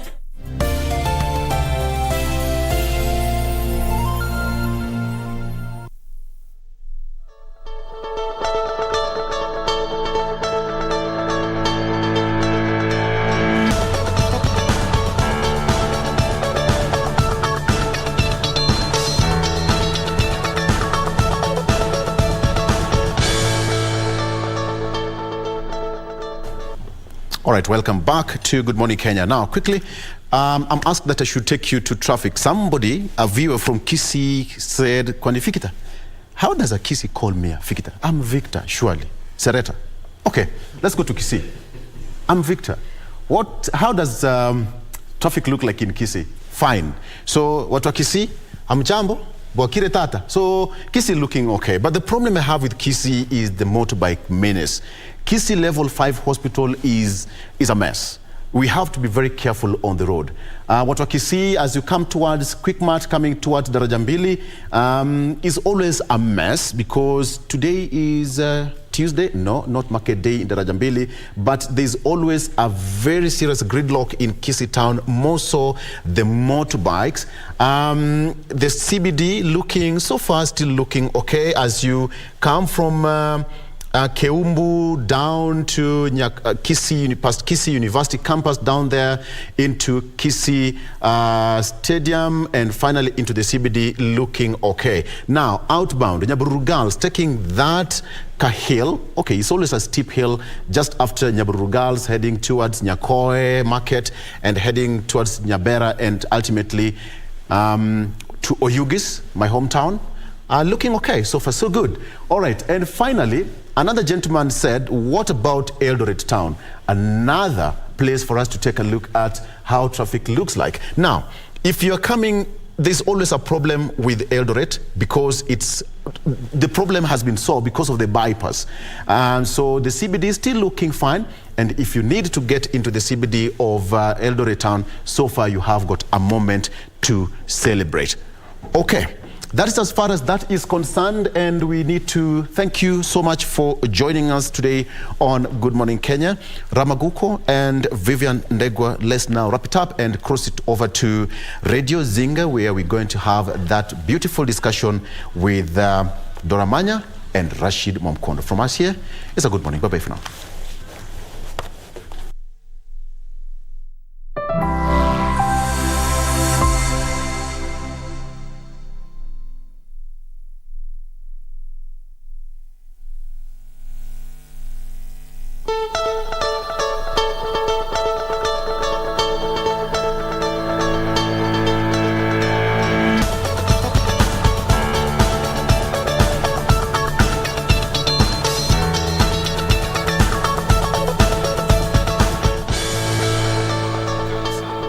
serikali na vile vile upande wa upinzani. Msikilizaji, kutiwa saini kwa mswada huo kunamaanisha kwamba ile kesi iliyowasilishwa na yule seneta wa kaunti ya Busia Mheshimiwa Okia Omtata na chama cha wanasheria nchini, ambapo pia kimeapa kwenda mahakamani kupinga, sijui itakuwa vipi. Msikilizaji, kumbuka sheria hiyo kuhusu bajeti ya mwaka 2023-2024 itaanza kutekelezwa kuanzia tarehe mosi Julai mwaka 2023. Miongoni tu mwa yale yaliyopitishwa ni kuongezwa kwa ushuru wa mafuta kutoka 8% hadi 16% na ada ya ujenzi wa nyumba bei nafuu ambayo itakuwa 1.5% ya mshahara wanaofanya kazi. Hii inamaanisha pia kuwa waajiri watalazimika kuchangia kiwango kama hicho kwa hiyo hazina. Mtazamaji, msikilizaji, Wadadisi wanadai waajiri wengi watalazimika kukaza mshipi kufuatiwa kutiwa saini mswada wa fedha wa mwaka 2023-2024 kuwa sheria. Haya yote msikilizaji, mimi ni mtangazaji tu, lakini ndani ya studio tumewaalika wataalamu wa masuala ya kiuchumi kutujuza mengi kuhusu athari za kupitishwa na kutiwa saini kwa mswada huo. Msikilizaji, upande wangu wa kushoto ninaye mheshimiwa mbunge wa Limuru, Mheshimiwa Chege Kiragu. Karibu sana mheshimiwa. Asante sana. Nafurahi kwamba hii ni mara ya pili kuwa nawe katika kipindi kama hiki. Nashukuru sana. Karibu sana. Asante. Na vile vile pia upande wangu wa kulia niko naye mchanganuzi wa masuala ya kifedha na vile vile mchanganuzi wa masuala ya kisiasa, wakili David Alulu. Karibu sana wakili. Shukrani, nashukuru sana bwana Rashid. Asante kwa nafasi hii ya kuweza kurejea hapa Radio Taifa. Ndio. Kuzungumza na wananchi wa Kenya. Asante. Labda tu kwanza nianze na mheshimiwa engineer hapa. Engineer, sijui kwa nini wabunge hawakusikiliza kilio cha wananchi wakaweza kupitisha mswada ule wa bajeti, na vile vile pia mswada tayari ushatiwa sahihi na wananchi wengi bana walisema hautaki ule mswada, kumaanisha kwamba mheshimiwa nyinyi mmekiuka haki za wananchi wenu. Kusema ukweli, sisi wengi tulisikiliza. Kama mimi mjumbe wa Limuru, niliongea na watu wa Limuru kwa sababu wao ndio walinituma kule mbunge. Tukaongea mambo yale yetu ya muhimu. Wakaniuliza hizi barabara ambazo zimekwama, hizi mashule ambao hatujamaliza, hii miradi yetu ya maji na sewerage ambao hatujamaliza, tutaimalizaje? Alafu tukaangalia mambo ya fedha za nchi. Alafu tukaona sisi kama watu wa Limuru ni lazima tuunge msaada wa kuhakikisha kwamba ati sisi tutapitisha. Na kwa hivyo mimi kama mbunge wa Limuru, mimi niliongea na wananchi sana. Umesikia watu wakisema ati wananchi walikuwa wanakataa, lakini ukienda kila mahali nchi hii, utaenda utasikia watu wakilia hii barabara, hii nini, watoto wetu hawana ajira. Na sisi zote tulikuwa tunaona ni mzuri tupitishe hii finance bill ndio tuweze kutatua yale tuko naye. Ile ya muhimu ambao wengi wetu sana upande huu wetu wa serikali, ile hatua tulichukua ni mambo ya kuacha kuenda kuokopa huko nje. Ati sasa kama unataka kujenga shule, ukitaka dawa za hospitali, ukitaka nini, ati ni lazima twende tukaombe. Kwa sababu tumeomba chakula, tumeomba fedha, tumekuwa watu kama maskini ambao hawezi kujisaidia. Kwa hivyo sisi kama wajumbe, najua wengi wetu walienda kuongea na watu wao, lakini sijajua ile idadi ya watu wale wanasema ati wananchi walikataa. Hiyo idadi haijajulikana. Haijajulikana kwa sababu vitu vingine inataka scientific finding. Lakini unajua nyinyi kwanza watu wa media na gazeti, hata mtu akiwa kwa kitanda chake anaweza kuandika maneno akafikiri yote ndio ati dunia ndio inasema. Mheshimiwa, asante sana. Umenikumbusha jana nikifuatilia mjadala wa Seneti ambapo Mheshimiwa Fatuma Dulo, seneta wa Isiolo, kuna swali alilirusha pale akasema wanasiasa waseme ukweli, ni kitu ambacho hakikwenda vizuri na Senator Sifuna akasimama na point of order. Lakini tuyaache, turudi kwako bwana Alulu. Mswada ushapitishwa. Correct. Kwa sasa ni sheria. Yes. Upinzani bado analia. Hii ni sawa na kusema hii imeenda? Nashukuru. Hii imeenda. Hiyo ndio ukweli. Na wakati ule tukiwa pale wakati tulikuwa pale wakati wa mwanzo bunge wakiwa wanaenda kusoma budget baada ya kupitisha finance bill. Nilikwambia hili jambo sio jambo la kubahatisha. Ilikuwa ni upende usipende, kwa sababu tuangalie kile kitu ambacho upinzani wanapenda kutaja sana, tyranny of number. Serikali, mrengo wa serikali una wabunge wengi kuliko upinzani. So hata tungesema tunataka kubishana, bado serikali ingepita. Namba 2 sasa imeshafanyika, imepitishwa, budget imesomwa na rais ameshaweka kidole. Maana yake kwamba hii ni sheria. Na kwa vyovyote vile lazima serikali ingepewa kikapu cha kuweza kufanya kazi. Kumnyima Rais Ruto pesa ni kama kumwambia tumekupatia kazi lakini tumekufunga mikono usiifanye hiyo kazi, ndiposa mwisho wa siku labda watu wapate jinsi ya kumpiga. Lakini sasa imefanyika sheria. Kilichopo sasa hivi ni tukubali kwamba be it as it may, tayari hii ni sheria na Kenya sasa hivi kipindi cha mwaka mmoja ujao sisi tunataka tumwangalie Rais Ruto na wabunge jinsi watakavyokuwa wakifanya kazi yao. Nashukuru engineer amesema alisikiza watu wa Limuru. Na kama alisikiza watu wa Limuru, nataka kujua, mimi sitoki Limuru, lakini nataka kuamini kwamba watu wa Limuru wana hofu ya ufisadi kwenye serikali. So mimi naomba wabunge wetu sasa wafunguke, wawe na macho ya kumulika, kwa sababu shida moja kubwa tuko nayo katika taifa la Kenya ni wizi wa mali ya umma. So pesa zipo, finance bill imeshapitishwa, hata ikienda mahakamani. Nilikuwa nikiambia rafiki yangu mwingine, wajua hata mahakama ita benefit kwa hii finance bill. Wanahitaji pesa ndio waweza operate functions zao. So ukienda mahakamani waambie mzuie hii, ni kama unaambia mahakama hata nyinyi muache kufanya kazi zenu, msubiri kidogo. So no matter who goes to the court, hii imesha kuwa sheria, bill iko pale, budget imesha somwa, tumemaliza hiyo mambo. So we just have to concentrate kwamba mambo ambayo yanahusu mwananchi wa kawaida yataweza kutimizwa. Mambo kama elimu tunataka tuombe. Juzi nilisikia rais akisema anaenda kuvuka mwaka bila deni la counties. Alright? So tunaomba kwamba moving forward hatutakuwa na pending bills ambapo watu wana supply serikali wanamaliza miaka 2-3 wanakuwa auctioned before walipwe. Nataka kuamini kwamba shule zetu ambazo zinategemea sana capitation kutoka kwa serikali hazitakaa miezi mingine miwili baada ya shule kufunguliwa wakiwa wanangoja kupewa capitation. So sisi tunaomba kwamba bunge ifanye kazi yake, serikali wawe na uaminifu, wale wanaiba wafutwe kazi, hata kama ni rafiki wa rais ama mtoto wa rais, whoever atakuwa na shida aweze kujukumika. Lakini hapo kwa bill hii imeenda. Ningetaka kuunga mkono vile wakili anasema. Unajua sasa hii bili tayari imesainiwa. Sasa ile la muhimu ni vile tutaendelea mbele. Kama vile amesema mambo ya corruption hivi ni lazima tuangalie kabisa. Kama sisi wa Njube, kama institutions zile zinaangalia hali ya wizi wa mali ya umma, ni lazima kila Mkenya, sio ati tunawachia kiwabunge kwa sababu hata sisi wananchi tunaona sisi ndio wambaya sana. Hata polisi ukimwona unampatia kama 50 ndio sijui nini, hata wakati mwingine hawajauliza, lakini tunapenda sana hiyo maneno. Ni mazoea mheshimiwa. Sasa na ni lazima tutoke sio mazoea, ni uoga. Unajua mtu anapiga hesabu, unaona kitambo upelekwe mahakamani, na hata Biblia inasema ukishikwa malizaneni barabara kabla ufike mahakamani. Lakini ile ya muhimu ni ningeuliza mimi kama wale wa upinzani wako na jukumu kubwa sana kuhakikisha yale serikali imesema inaifanya, inaangalia mambo ya mahesabu, kuhakikisha ile miradi yote tunasema tunatafanya tunaifanya, na tuangalie sana mambo ya pesa, kwa sababu hiyo ndio jukumu lao. Lakini jukumu lao sio kupinga kila kitu.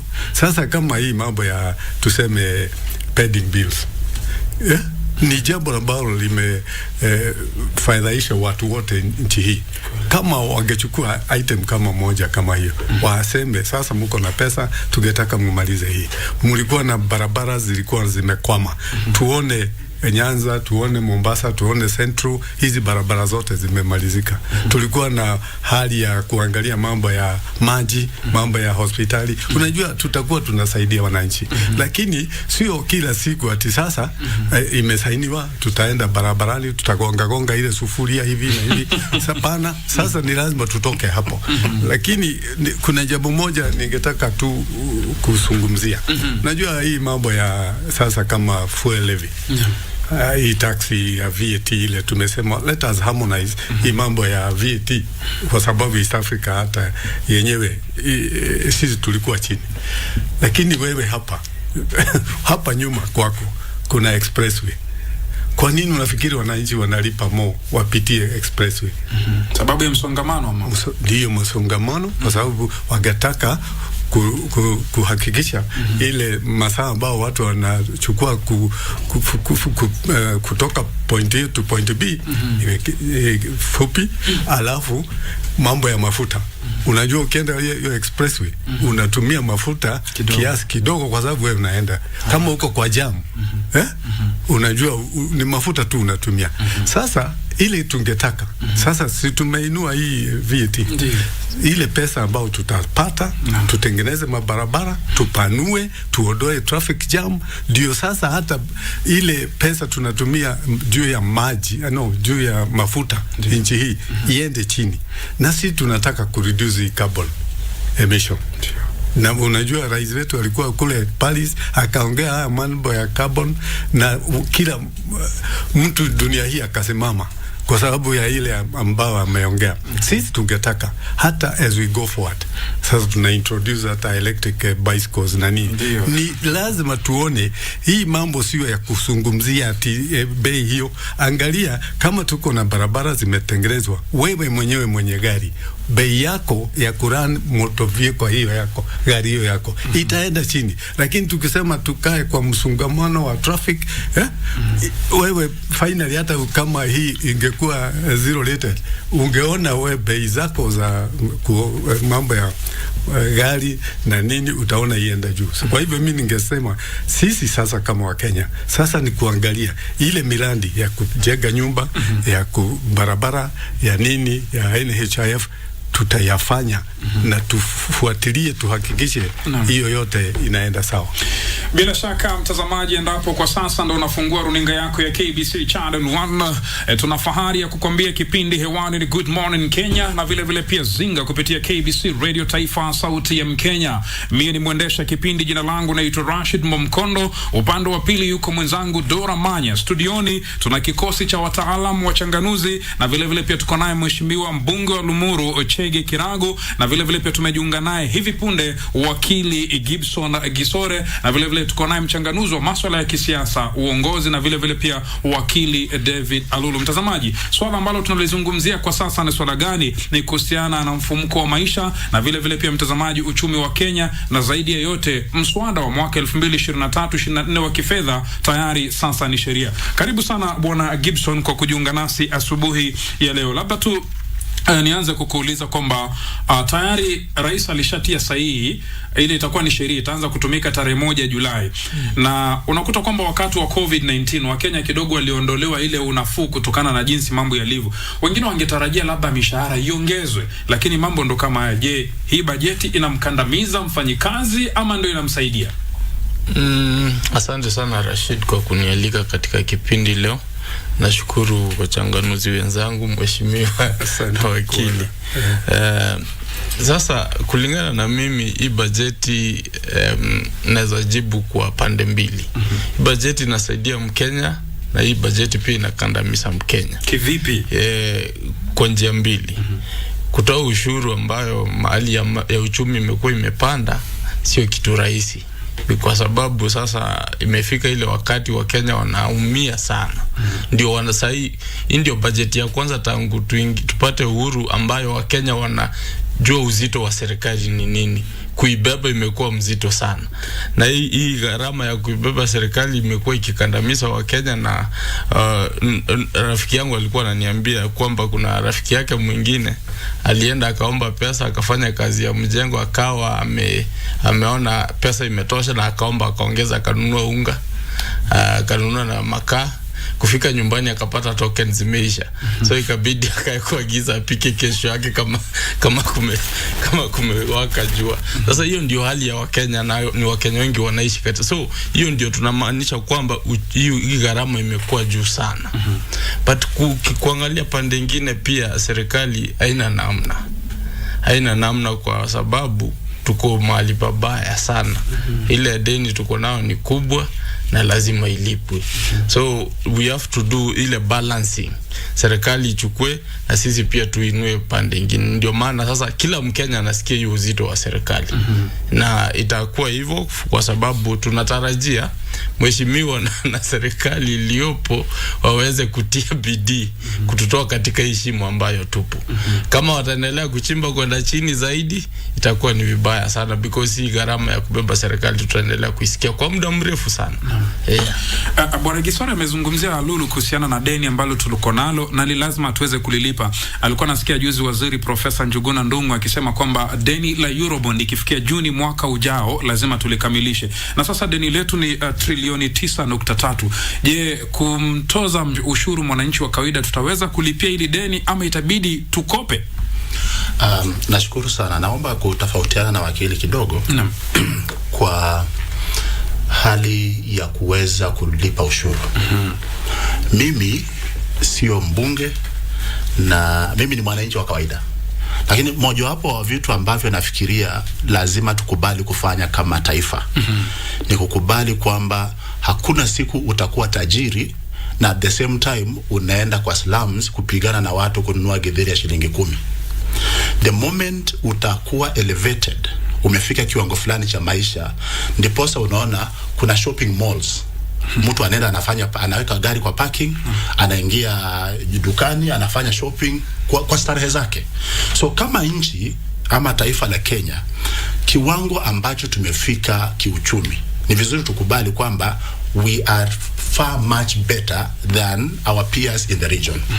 Na kwa sababu hiyo lazima tukubali kugaramika so that tufike kiwango fulani. Mimi ninakubaliana na wito wa kulipa ushuru hata kama kiwango fulani kuna watu watafinyika, kwa sababu leo hii hata wakiweza sema kwamba tumepeana tax holiday kwa kila mtu Kenya, bado kuna mtu atacomplain. Yani kwa maisha ya haya tunayoishi, kuna kuanga na mtu ambaye kawaida yake lazima akuwe na negative aspect towards everything.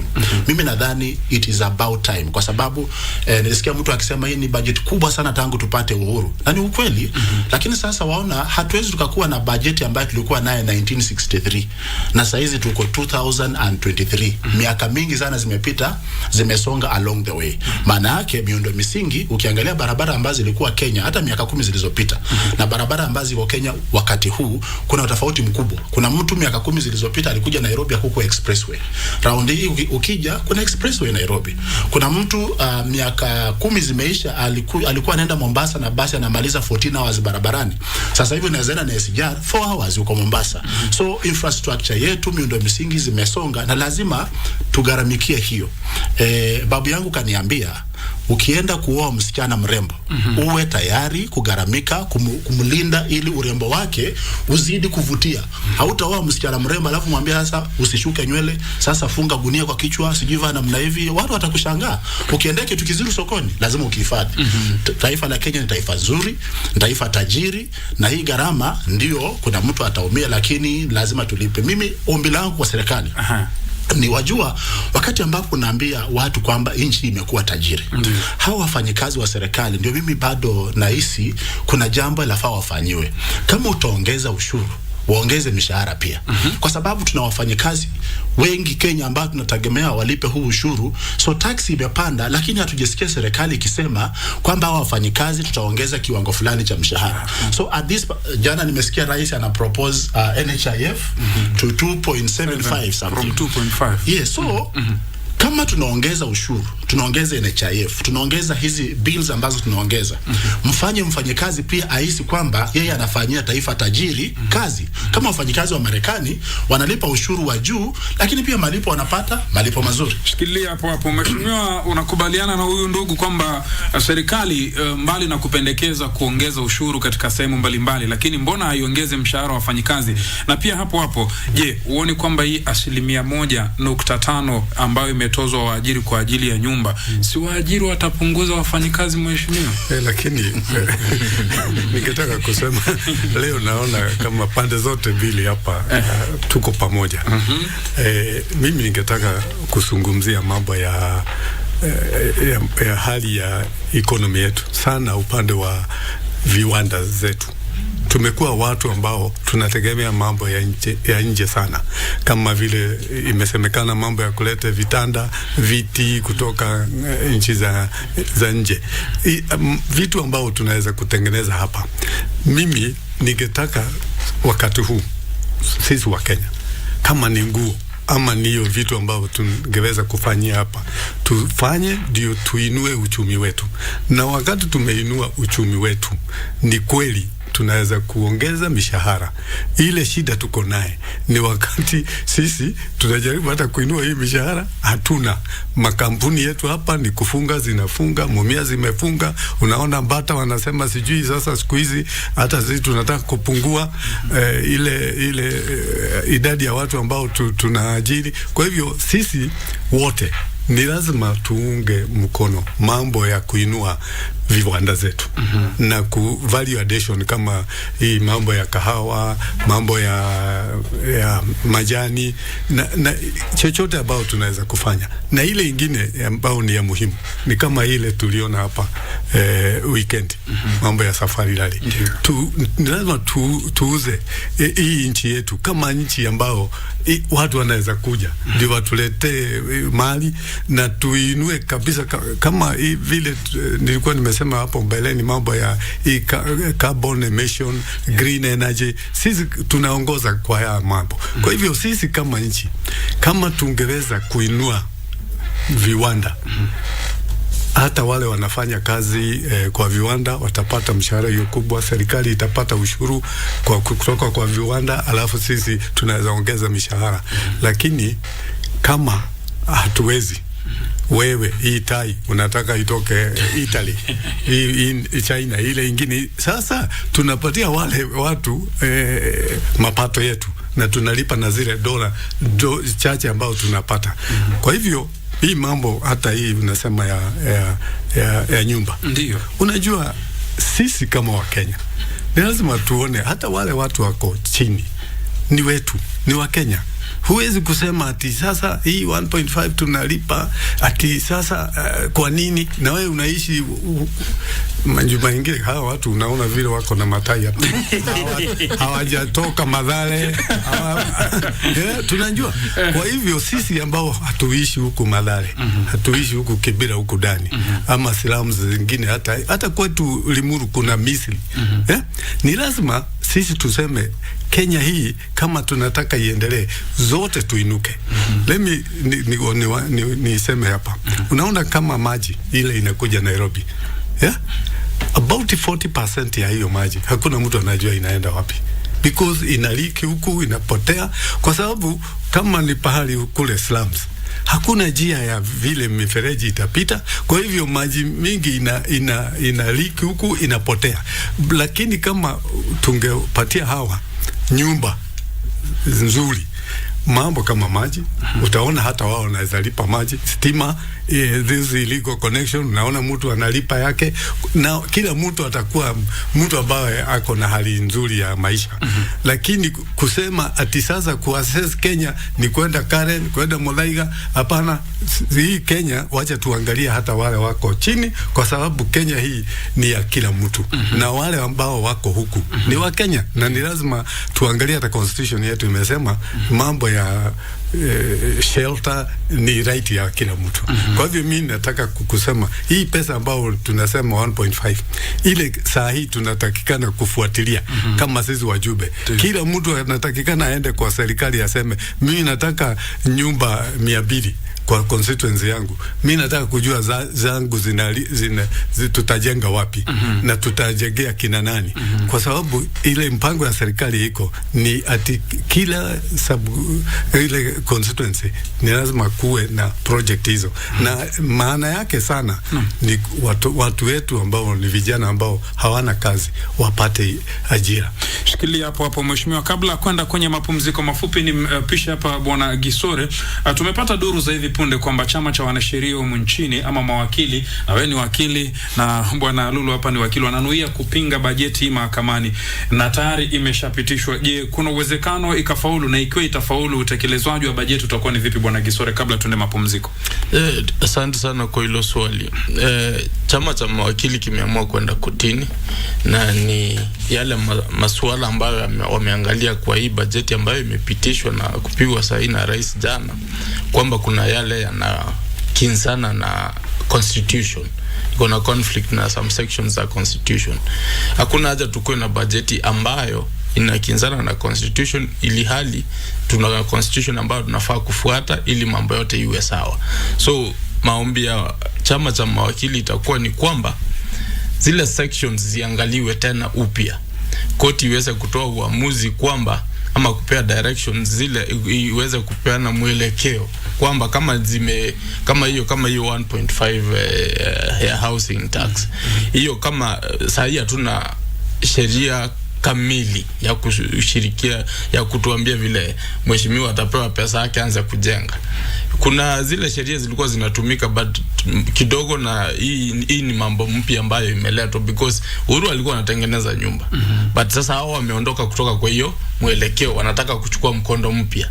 Huu mkondo mpya tunafaa kuambiwa mheshimiwa akipewa hii pesa atakuwa na account aje, nani atakuwa anasimamia hii pesa. Ministry of Housing ikiwa inasimamia hizi pesa, kuna ile kitengo ya Ministry of Housing ya National Housing Corporation, hawajatuambia kwamba ndio itakuwa inashughulikia hiyo maneno. So wanafaa kutuambia tunaendelea na hiyo ama nyingine, na hii ya Uhuru tunaiacha ama ni nini. So tukikuwa na sheria kamili ndio tuweze kuanza kuexpend hii tax ambayo watu, because hakuna haja tax watu ukae na pesa alafu hakuna sheria ya kutumia hii pesa yenye inaweza fuatiliwa, so that mtu hata akikula hii pesa tunaweza kumfuatilia na sheria ambayo iliyopo. So huyo ndio rais kwa nasema kwamba ikishapitishwa minister atakaa chini aamue.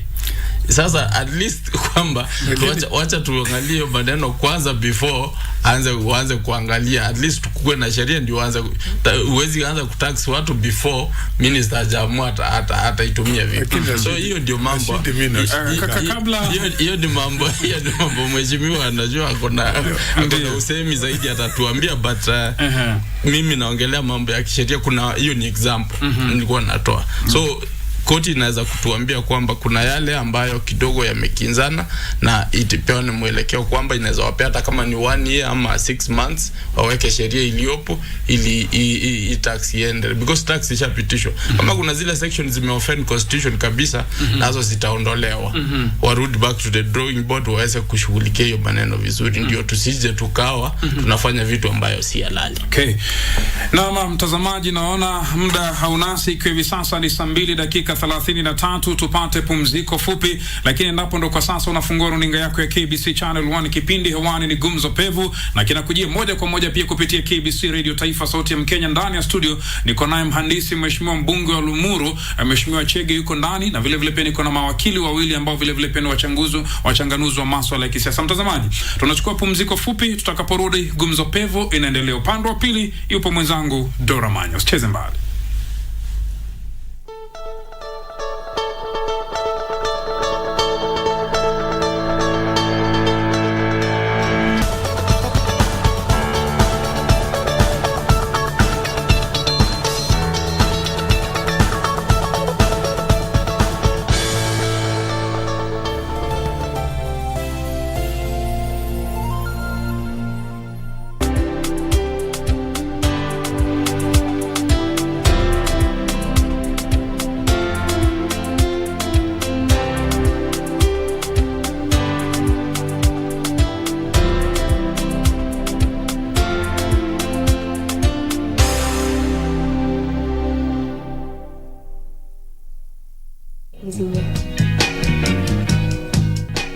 You don't think I know what you guys are doing? Tiffany, you need to chill.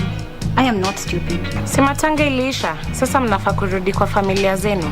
Wewe nilisikia unaishi Uganda. Unafanya nini Kenya? You can come to me with anything, and I mean anything. You and I should grab a drink. I'm just trying to check on you. Is that part of your daily? Don't you want to drink your sorrows away? 1 bottle of whiskey and all your sadness will be gone. Are you really ready? What do you mean? For what's coming your way? What were you two gossiping about? I don't trust anyone. You know what? You're all liars.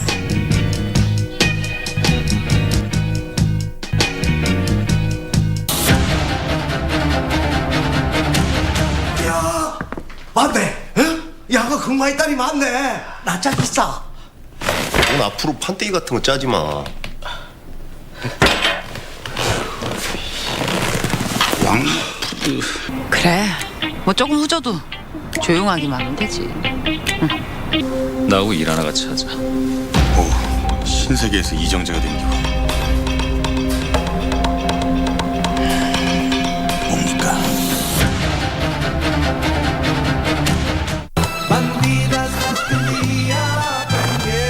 Ruben is my son. My son. I won't go out there to crush Rodrigo Irazabal. Have you gone crazy? Can't be in that house anymore. Really? It's all because of her again, right? No. Rodrigo, I really need to talk to you right now. Las Malditas.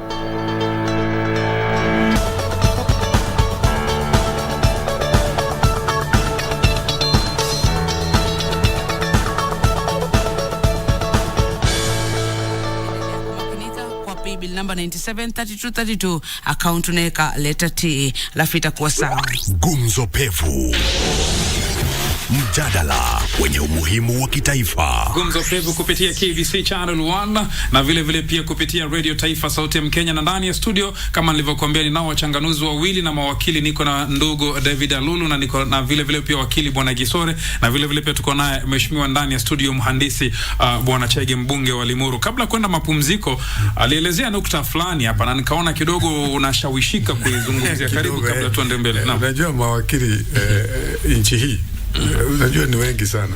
Na wakati mwingine unashangaa, wakati mwingine wako upande, wengine wako hata ukienda kotini utawakuta, ukiwa nje utawakuta, lakini nawaona ni wawili kwanza, mimi mhandisi mmoja. Lakini kuna jambo moja ningetaka tu kusema. Unajua hizi pesa ambazo tunasema ni za ujenzi, hizi pesa sio ati zitaenda kwa mbunge, zinaenda kwa fund, ndio tuhakikishe kama wewe, hata kama wewe binafsi unataka kujengea watu nyumba ambazo ni affordable, you'll be assured ati sasa wewe ukimaliza ukitupatia hizi nyumba tutakulipa. Tofauti ya mpango huu na ule ulikuwako, ulikuwa wa kwenda kukopa pesa. Serikali inakopa, inapatia nyinyi manyumba.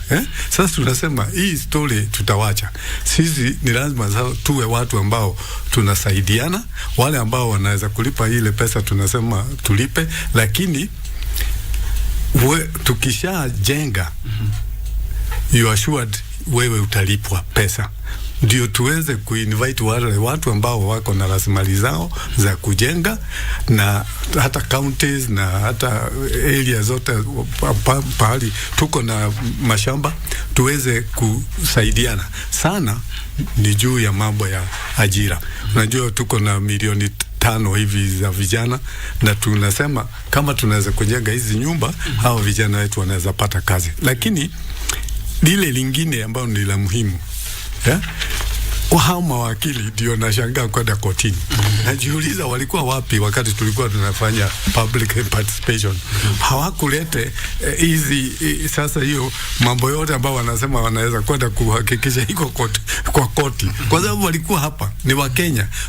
Hawajalete hata kwa hii serikali yetu kusema sisi maoni yetu tungetaka mfanye hivi na hivi na hivi, na iwe ni mambo ambao tunajadiliana kule. Unajua kata bunge mawakili ni wengi huku.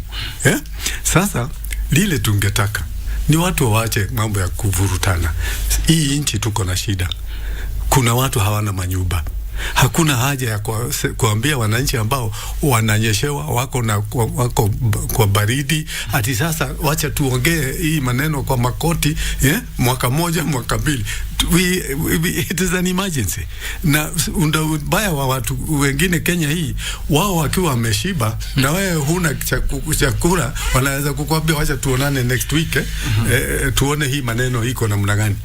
Ni lazima tuwe watu ambao wanafikiria juu ya wengine. Hii mambo ya kuvurutana, hata advice ya mawakili ni sawa, bunge iko hapo, ukitaka kulete mjadala utaleta, alafu watu wasungumzie. Lakini mambo ya kupinga, unajua ati sasa kama ni ati sijui hutafanya hivi, wale watu wanaumia ni watu ya wale watu ya kawaida.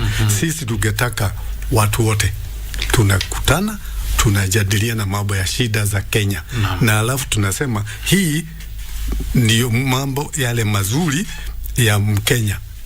Lakini mambo ya kuvurutana turudi kwako Bwana Lulu. Imeripotiwa katika vyombo vya habari kwamba wawekezaji wa kimataifa wameanza kutoroka nchini ama wana mipango kuondoka kutokana na hali ya ushuru. Sijui tutawafanya vipi tuwazuie, kwa sababu hakuna taifa ambalo linaweza kuendelea bila wawekezaji wa kimataifa ama wa kigeni. Nadhani mheshimiwa alikuzia pale awali akisema inabidi tuweke mikakati ya kuhakikisha kwamba viwanda vinaimarika na wala havifungi. Siku moja nilikuwa nazungumza na mwekezaji mmoja ako na kiwanda kule EPZ, na kaniambia shida kubwa wanapata Kenya, kubwa sana, hata sio taxation, ni the level of corruption. Yani ukipata mtu wa KRA akiwa pale anaitisha apewe kitu kidogo ndio approve vitu fulani vifanyike, ndio unaona tayari unamgandamiza yule mfanyabiashara ama mwekezaji ambayo lazima alipe ushuru, lazima alipe wafanyikazi, na lazima agaramike kuhakikisha kwamba kiwanda kina run. So nadhani kile ambacho mimi nitasisitiza, nilikuwa nimetaja pale awali, lakini nitasisitiza kwa hili, kama jinsi ambavyo serikali hii ya Rais Ruto inajukumika kuhakikisha kwamba Wakenya wengi wanatoa ushuru, pia iende mstari wa mbele kuhakikisha kwamba inapigana na ufisadi, hasa kwa vitengo ambazo ni za umuhimu sana kama KRA. KRA nadhani ndio kitengo kimoja ambacho kina tabia mbaya ya ufisadi, kwa sababu wafanyikazi wake wengi wameamua kwenda kuchukua ile TKK, kitoa kitu kidogo ndio wafanya mambo yafanyike. Naomba Kenya iwe taifa ambalo unapoenda kwa ofisi unahudumiwa ukijua nimekuja hapa kwa sababu ni haki yangu kuhudumiwa. Usiende pale kwa sababu kuna mtu ambaye unajua. Nadhani shida kubwa ambayo inatuandama kama taifa sasa hivi ni namjua nani atanisaidia wapi, sababu tumekutana na mheshimiwa hapa, nataka nimfuate kwa sababu kuna watu wanajua pale pengine atanisaidia kupita. Kama tunaweza toa vile vizuizi na tupigane na hii monster ya ufisadi. Actually mimi nadhani LSK na mawakili wetu wangejitokeza kabisa kupigana vita dhidi ya ufisadi na kuwashtaki wafisadi. Ingefaa sana kuliko kushtaki serikali, kwa sababu unapojitoa kwenda kushtaki serikali ni kama una derail the progress ya serikali. Nataka kutumia mfano ya kesi ambayo iko mahakamani ya CAS. Alright? Sasa hawa CAS waliteuliwa kitambo, lakini majamaa wako tu kule wanapiga selfie. Hawajui wako wapi, hawajui kama watakuwa kazini ama watakuwepo. Kwa nini? Kwa sababu sheria imeamua kwamba lazima tutafanya jinsi ambavyo tunataka kufanya. Sheria ni nzuri, lakini kuna watu pia wanatumia sheria vibaya. Manake kuna yule tu mtu ameamua kwamba I'm going to make things difficult for Rashid. Kwa hivyo ukiamka asubuhi umevaa tai ya blue, hii tai lazima nitaenda kwa appeal. Nisema watu wakienda kwa shule wasivae tai ya blue. So unajikuta every now and then tunazunguka pale, tunaumizana, tunapotezana muda, na mwisho wa siku anayeumia haya mambo yote yakiendelea ni mwananchi ambaye anategemea services za serikali. Kwa hivyo viwanda vyetu, ili tuweze kuprotect, we must now rise up in arms and say no to corruption. No to corruption in our agencies, kwamba nikitaka huduma ya serikali kwa KRA sitaitishwa kitu.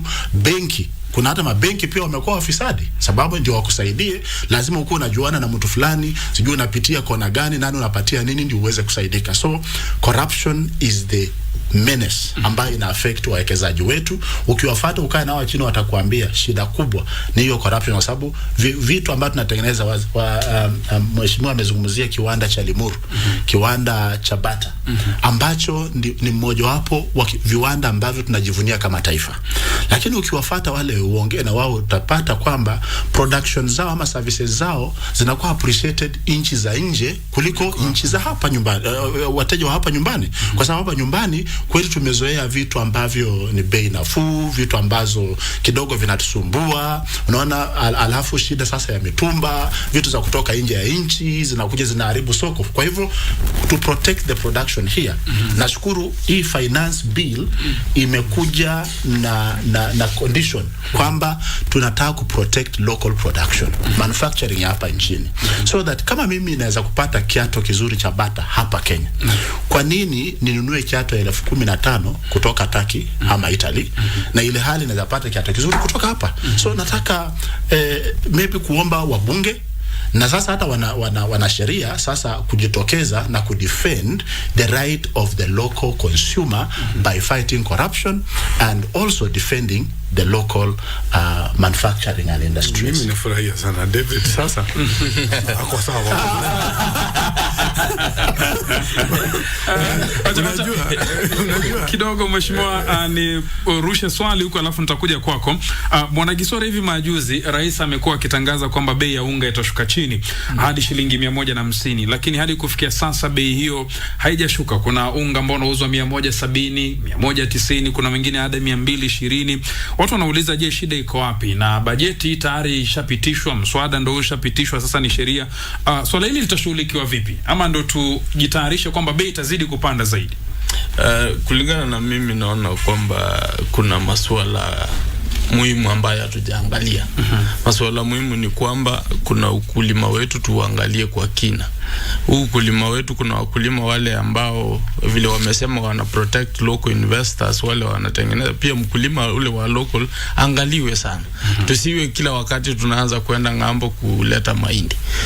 Wakulima wapewe incentives zile wanataka ili waweze kufanya ukulima Kenya, na baada ya kufanya ukulima mahindi zinunuliwe. KBC ambayo inafaa kuchukua mahindi ama nafaka kutoka kwa wakulima huwa haina pesa. Wakati wakulima wako na mahindi huwa ikwangi haipewi pesa. Sasa hiyo ni kazi ya kina mheshimiwa hapo, waensure waweke sheria kwamba, ama washurutishe serikali waensure kwamba KBC iko na pesa kila wakati ya kununua mahindi. Ndio tukue na national reserves za ile mahindi ambayo kukikuwa na kiangazi kuna mahindi ambayo ilikuwa already shanunuliwa yenye inaweza kupewa millers wa mill at cost yenye inawezekana. But ikiwa mnangoja vile mheshimiwa na siasa alikuwa anatuambia nataka kwenda Zambia anze kufanya ukulima huko ndio alete mahindi huko, hiyo ni mchezo. Hiyo ni mchezo mbaya na hatuwezi fuata mambo kama hayo. Hata nashangaa rais hakumshurutisha, because hiyo ni mambo ambayo kidogo naona ni kama policy ya serikali iko very clear, because tunafaa kusaidia mkulima Mkenya, hiyo pesa itabaki Kenya na Wakenya watakuwa wamekula vizuri. Hiyo ndio jambo la kwanza. Kuna jambo ambalo mheshimiwa amesema si mawakili wawili tutampiga kisiasa na ni engineer. Hii mambo ya LSK watu wasiangalie kwa ubaya. Kuna vile watu wameanza kuangalia LSK kwamba hao ndio wanajaribu kuharibu ile mambo ambayo watu zile petitions zinafanyika katika parliament. Mheshimiwa anajua LSK ilikuwa pale, we presented petitions, but some of those petitions we present are good as a professional bodies. There are a lot of professional bodies which gave advice kwa ile finance bill, but hazikuwa considered. Na mheshimiwa walipitisha tu, uliona vile walikuwa wanapiganisha opposition. Opposition was totally vanquished. Sauti yao haikusikika. Hata zile amendments kidogo walikuwa wanajaribu kuweka pale juu ya numbers, impunity of numbers, wakaweza kushinda. So ukapata kwamba kuna vitu ziliweza kupita ambazo kidogo zina offend sheria. Hizo ndio mambo tunafaa kuangalia, tuseme sheria tuliweka itusaidie, wacha tuifuatilie. Hata kama tunataka kutengeneza pesa isaidie, pia wacha tufuate sheria ndio kila kitu ikue katika mraba sawa. Naona mheshimiwa kuna point of order, hoja ya nidhamu. Endelea mheshimiwa. Watu wanaangalia plenary, na wakati mwingine tukiwa bunge hii plenary si juu yetu, watu wanazungumzia wale watu wako nje ndio waone wanachangia, lakini watu wanasahau hizi kamati za finance, za budget, ukienda kwa hizi kamati wakati watu wanachangia huku huwa wako pamoja. Utakuta watu upande huu na huu, sasa Azimio na Kenya Kwanza wako pamoja, alafu wanaleta ripoti, alafu sisi tunachangia hiyo ripoti pale kwa plenary. Ile ingetakikana hii Kenya hii, na mimi naomba sana KBC ni tufanye juu chini, tuhakikishe tuna cover live kamati za bunge, ndio usikize wale watu wa upande ule wakiongea kusupport kama hii finance bill. Unajua tunapitisha huku, lakini tunataka tukija upande huu tunaonekana, kwa sababu kuna wakubwa wetu wako pale na wangetaka waone mimi napigana, lakini kule kwa kamati tukiongea mambo ya barabara tuko pamoja, tukienda hii finance bill tuko pamoja. Kwa hivyo mimi ningetaka tu kusema hii mambo ya kushika gurudumu la nchi la kuendelea mbele tuachilie. Kama sisi kama Kenya Kwanza tulikuwa na manifesto yetu na tukaongea na wananchi wakatupatia kura. Sasa huwezi kutusimamisha kile tulimwambia mwananchi na akatusikiliza akatupatia kura. Sasa unatushika ati tusiendelee na wewe yako ilikwama. Sasa kwanza waya achilia sisi tuendelee na yetu. Wakati wako ikifika utapeana yako na sisi hatutakwamisha yako. Lakini hii mambo ya sasa, mimi unaona mimi nataka maji, sasa unasema hapana, hii maji ni lazima tuongee mambo ya hii maji ile sijui nini na huyu upande ule mwingine kuna mtu anakufa anagoja maji, na wewe kwa sababu unakunywa maji ile ya Ulaya ile mineral water wewe ujali. Ni lazima sisi hata wakati ama mimi ni engineer ama mawakili, tafadhali kuna mambo ingine haina haja na kuna njia nyingi sana. Sijasikia hiyo LSK ikija ikasema kwanza nyinyi mmefanya vizuri sana hapa, mmeangalia constitution na mmeona kila mtu ni lazima awe na nyumba. Kwa hivyo hii mambo ya nyumba tumesema ni asante sana kwa sababu nyinyi mmetimiza ile iko kwa. Sasa naona wanataka kwenda kotini kusema hawa watu ambao mnataka kujengea hawatakikana kujengea. Sasa mheshimiwa anapiga siasa. Mheshimiwa hii ni siasa anapiga hapa, na kwamba ile nimesema ni kwamba sisi tunakubaliana yale wamefanya mazuri wafanye, but kuna zile sections zina offend sheria, na sheria ni sisi tulijipea. Sasa mheshimiwa anaongea ni kana kwamba anataka kusema hii sheria tunafaa kuiweka kando, sisi tufuate agenda ya UDA. Hiyo itakuwa tutakuwa tunapoteza. Yale wamefanya mazuri tumepongeza. Sijaona barua ya LSK ya kusema hii mambo yote ni mzuri sana. Ile ya tupingi iko sawa. Ile ya tunapinga ni ile ambayo ina offend constitution. Ile mzuri mmefanya mzuri. Sisi sio wanasiasa, sisi tunaangalia sheria. Sisi tunachunga ile laidi ya sheria, na siasa yenu iziwe inapeleka kwa mtu. Hiyo peke yake ndio Kenya ni lazima tuombe sana. Kwa sababu ukienda speaker ni wakili wa National Assembly, Senate ni wakili, ukienda judiciary ni wao mawakili. The only office haki Kenya hii haina wakili, na tunaomba sana msiwe siku moja wakili ameenda kuwa rais, kwa sababu sisi watakuwa watu wote wa LSK unajua watakuwa wanakutana wanaongea mambo ya mheshimiwa. Tuna kama dakika 6 hivi kuweza kutimiza kipindi chetu. Labda nirudi kwako ndugu yangu. Rais amesema kufikia mwisho wa mwaka ujao au mapema mwaka 2025 Kenya itapiga marufuku uagizaji wa viatu kutoka ng'ambo. Hii ina maana gani kwa jamii ya mitumba na wafugaji kwa upande mwingine wa ngozi? Mimi naomba nieleweke, lakini nashukuru kwamba rais amechukua mwelekeo huu. Kwa sababu kama alivyosema ndugu yangu Gisora, shida kubwa ambayo tumekuwa nayo kama taifa ni kupromote vifaa ama bidhaa vya nchi za nje, forgetting the local production. Kwa sababu viatu zinatengenezwa kutokana na ngozi ya mifugo zetu ambazo tunafuga, na sisi Kenya tuko na mifugo wengi sana, na ngozi ambayo tunapata hapa Kenya inaweza tengeneza viatu za kutosha kila mtu akuwe na pea kama zaidi ya 10. So I think we are headed the right direction. In as much as wale wafanyabiashara wadogo wata complain, lakini ninajua kwamba unajua ndio uweze kufurahia maisha, lazima pia upitie uchungu fulani. So my thinking ni kwamba hapa sasa nadhani it is the good direction we are taking, kwamba we want to promote the local manufacturing and the local industries. So 2025 ni mbali, wangesema mapema mwaka ujao, lakini sababu tumepewa nafasi ndio wale wako na stock imalizike. Nadhani pia it is about time serikali pia ikuje na jinsi ya kusupport, not only by saying through taxation, lakini hata kusupport financially viwanda ambazo zinafanya kazi ya production locally, so that by the end of it all wakuwe na uwezo wa kuzalisha vya kutosha. That is number 1. Number 2, jambo alikuwa ameguzia kidogo ya wakulima.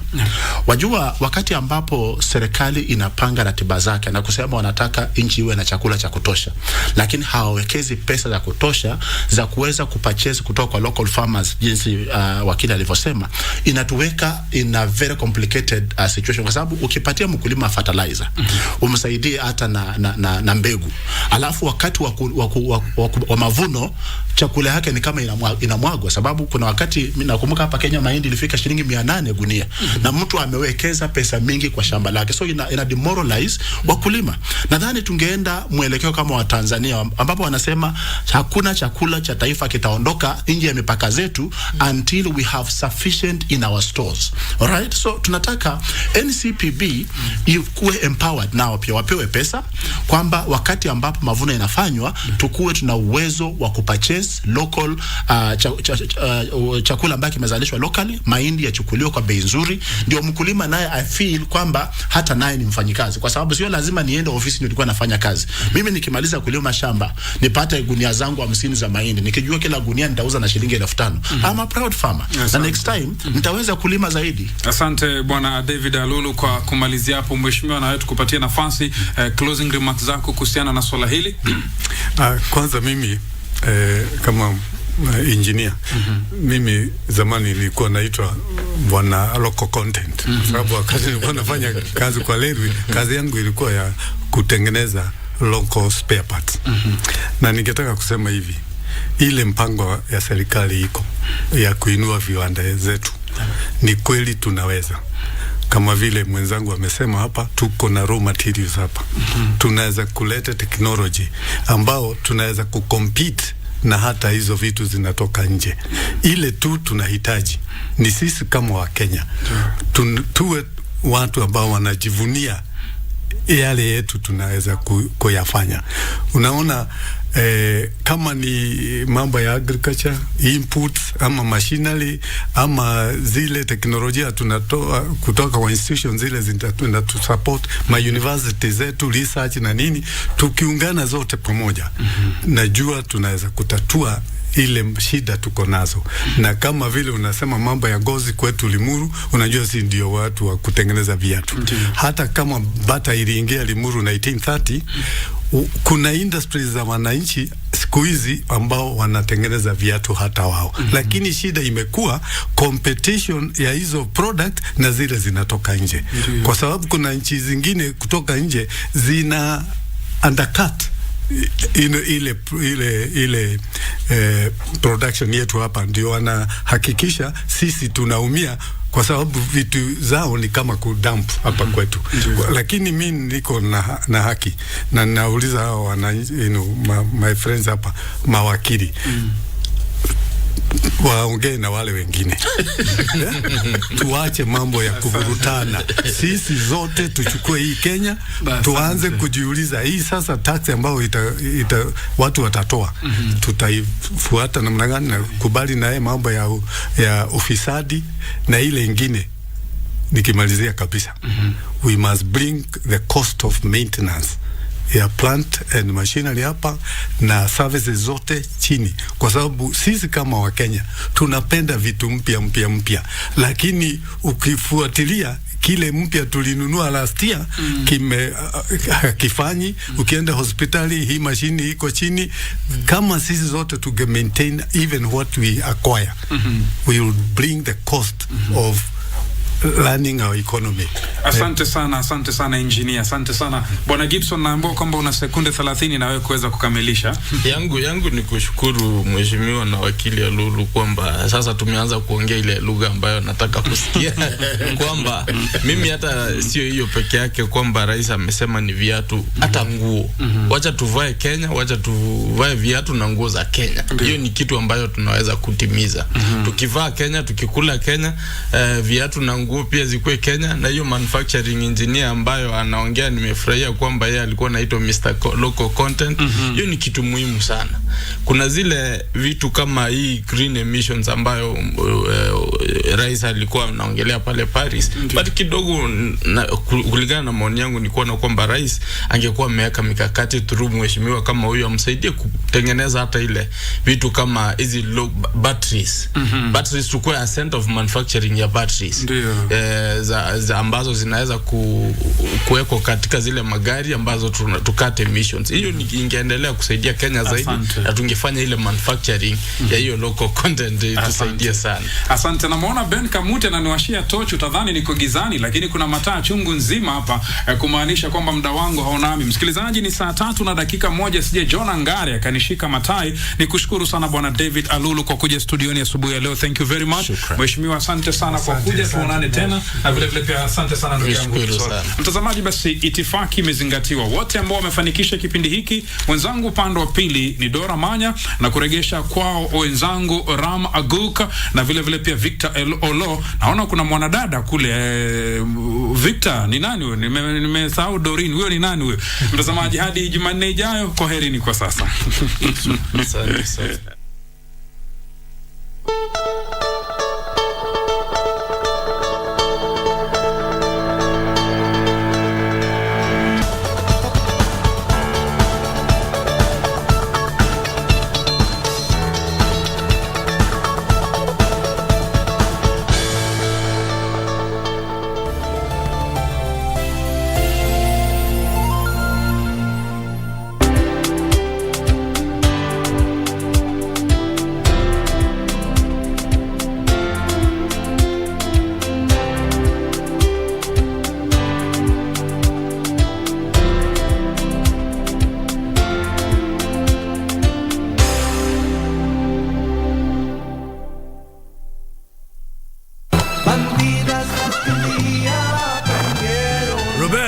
Is my son.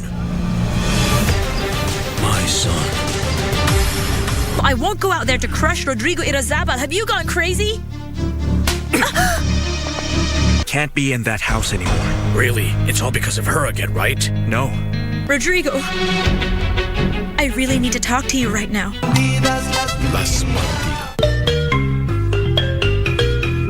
Wiki hii kwenye Mkulima tuzungumzie kilimo kipya cha mnyama huyu konokono. Maji tumefanyia utafiti tukapata kwamba ni maji ambayo yanaweza tengeneza baadhi ya bidhaa ambazo hutengeneza ngozi, pia hufanya ngozi irembeke, na zaidi kabisa pia inatumika katika utibabu wa baadhi ya magonjwa yanayohusu ngozi. Jiunge nasi Jumamosi saa 10:30 hapa KBC Channel 1.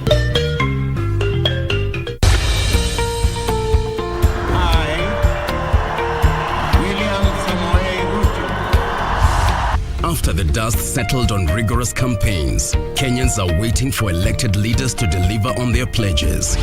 Have you used the hustle of funds?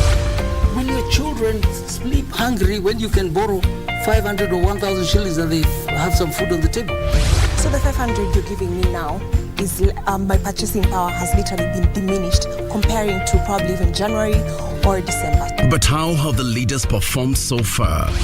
In terms of the amount of money that is being disbursed, the minimum being 500 shillings, how do you scorecard that? No, that I'll give it a 2 out of 5. 2 out of 5. 1 out of 5. I'll still give it 5 out of 5. Every week, we bring you an honest assessment of the national and county governments. What is the impact of the Hustlers Fund? There are people who borrow praying they don't have to pay back. For example, they pray that the owner dies. The Scorecard. Every Tuesday at 10 p.m. on KBC Channel 1.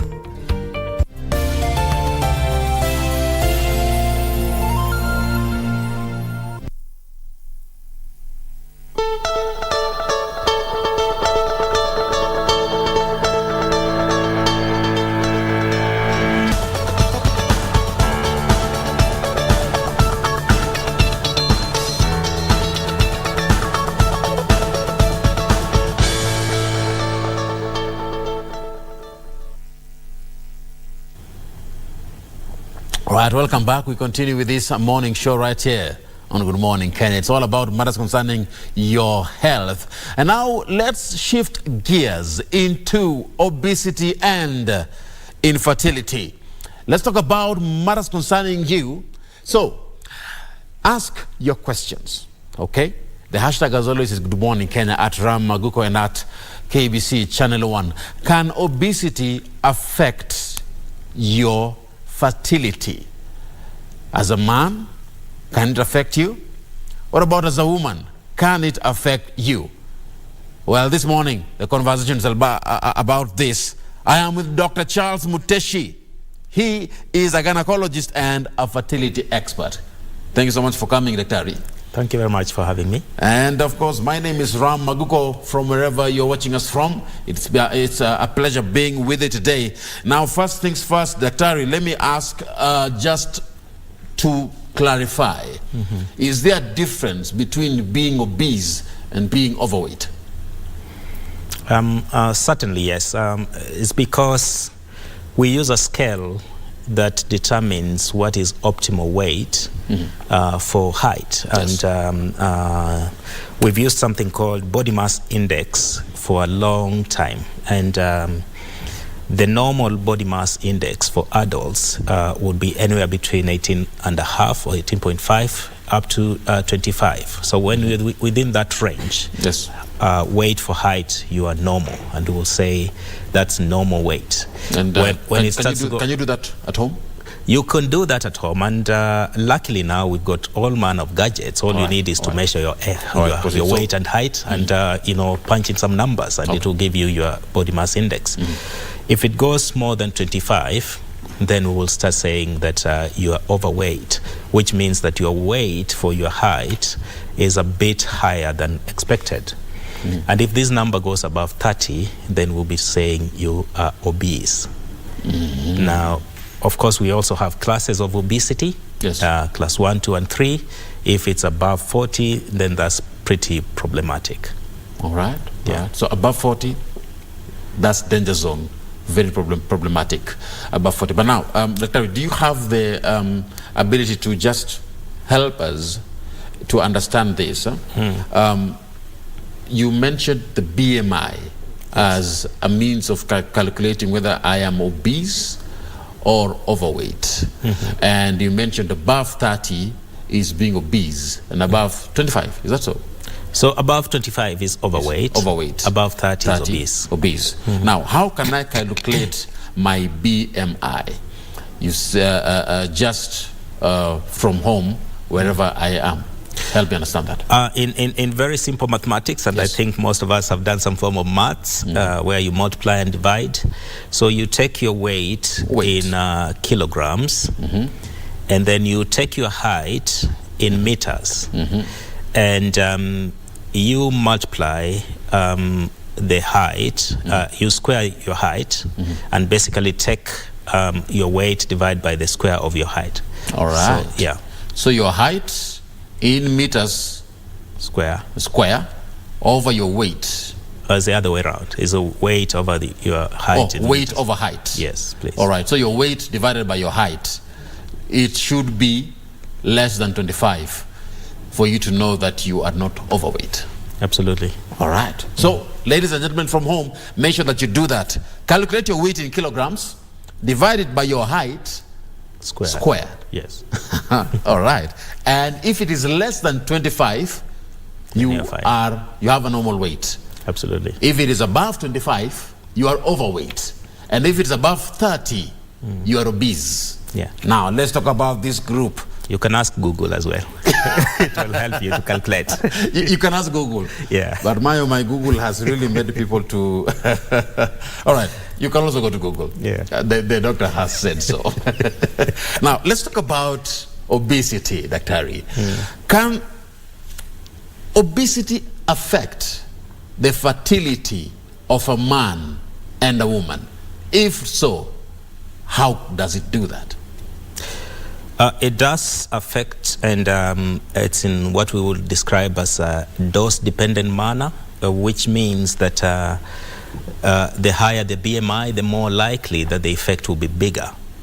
So if you are overweight, you are more likely to have fertility problems, both as a man and a woman, compared to those who have normal weight. And obese, the fertility problems will be even bigger than those who are overweight. So the problems become more significant as the BMI goes higher. Wow.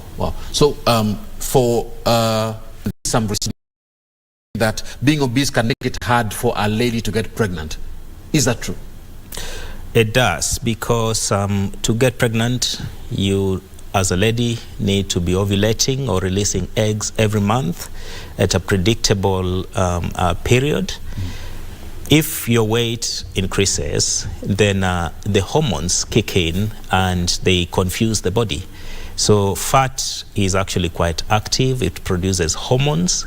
We may not know. We think it's just fat. And these hormones being produced by fat, they affect how your regulation of ovulation happens. So as the weight goes up, the periods become irregular, and sometimes they just don't show up. More commonly in ladies who have what we call polycystic ovary syndrome, and it may actually unmask those who do have silent polycystic ovary syndrome. So once it kicks in, ovulation becomes problematic, and obviously if you don't ovulate, it might be quite difficult to get pregnant. Define that for me, because you've mentioned, is that the cysts of the ovary, the polycystic ovary syndrome? It is a phenomenon. What is that? And we commonly talk about hormone imbalance. I think that's the street language for it. However, you see, ovulation in a human being is regulated by hormones from the brain working on the ovaries. And if you look at the ovaries where the eggs live, when you do an ultrasound scan, you can literally count them. We call them follicles. And when they exceed a certain number, we use the word poly in medicine, meaning many. So there will be too many. And too many just means that it's problematic for the ovary to organize itself to release the egg. So we call it polycystic ovary syndrome. So they are not cysts, not sacs of fluid as it were, but they are just too many follicles that disorganize the hormone function. And do cysts of the ovary connect with obesity in any way? So the polycystic ovaries do have a connection, because as the weight increases, it becomes difficult to utilize glucose. And so if fat cells are demanding more insulin so that they can use up glucose, the effect of that is that then the ovaries become too sensitive to circulating insulin. So your fat is increased, you need more insulin to pump in glucose, but the ovaries is very sensitive to insulin that is circulating. So as it goes up, then it has a negative impact on the ovary, so it suppresses ovulation. Wow. It's a bit complex. And yeah, it's so complex. and I'm getting from this conversation that we may be having so many jargons here that may be difficult for a lady watching us today to understand. Now let's break it down a bit and get to understand these nitty-gritties in a way that is so simple. Yes. Simple terms. If a woman wants to get pregnant, does being overweight make her not get pregnant to the point that she can have a miscarriage? So the two are different, but weight has an effect on both. So weight has an effect on both? Yes, it does. So you will have problems getting pregnant in the first instance if your weight is increased, for the reason I mentioned, that releasing an egg periodically and regularly becomes a problem. Yes. And when that happens, it's more likely that if the weight is high, you could lose the pregnancy, because the maintenance of pregnancy, especially in the first 12 weeks or 3 months, is very hormone dependent. And so if there is a problem in the way the hormones are balanced, then it's more likely that actually that pregnancy could be lost. So in the first trimester. In the first trimester. Should this person exercise? We know that's a very delicate area. It's a bit delicate time. Should a lady do a lot of exercise during the first trimester? The recommendation would be to carry on with the exercise regime that they've been doing. So doing a lot is obviously relative, but you wouldn't want to be doing something new or extraneous that you aren't accustomed to. So don't try things that you haven't been doing in the first trimester. It's practically not very easy because the normal adaptations to pregnancy will slow your body down naturally. You lose energy and all manner of things, but exercise is still recommended. Still recommended. And I'm looking at this lady who is watching us today, who knows or is aware that they are overweight. And they are getting to that level where they're wondering, am I obese, am I overweight, and how can I prevent myself from losing this child when I know very well that my weight is an issue? Is that something they can do? Yes, they can. And the best thing to do is that most people who want to get pregnant will probably plan to do so. And so plan to lose your weight before you attempt to get pregnant. Wow. What if I am pregnant already? Then we will try to assist you the best we can to obviously look after that pregnancy and minimize the risks that might come with that increased weight, because it's not just miscarriage alone. There are a whole host of other problems that can happen later on in pregnancy related to weight. All right. Like, for example? For example, blood pressure problems are much more common if your weight is increased. You're more likely to develop diabetes in pregnancy where your blood sugar is high. As we said, babies really like an environment where sugar is circulating in large numbers. So high BMI will mean that your baby is likely to be bigger, and that may also complicate the pregnancy and the delivery. Wow. And when we are referring to sugar levels, are you saying that if I'm aware about my weight, which is an issue, should I reduce my intake of sugar? You need a balance, because sugar is essential. We can't really do without it. And our bodies are very clever. If you don't take it, you will somehow make it in the body so that the cells can use it. So for you to maintain a normal weight, it's how much you take in and how much you expend. Because the energy we take is supposed to be utilized for a bodily function, and then everything else that we do out here. And if the balance is that we take so much that we don't use it up, then we store it up as weight.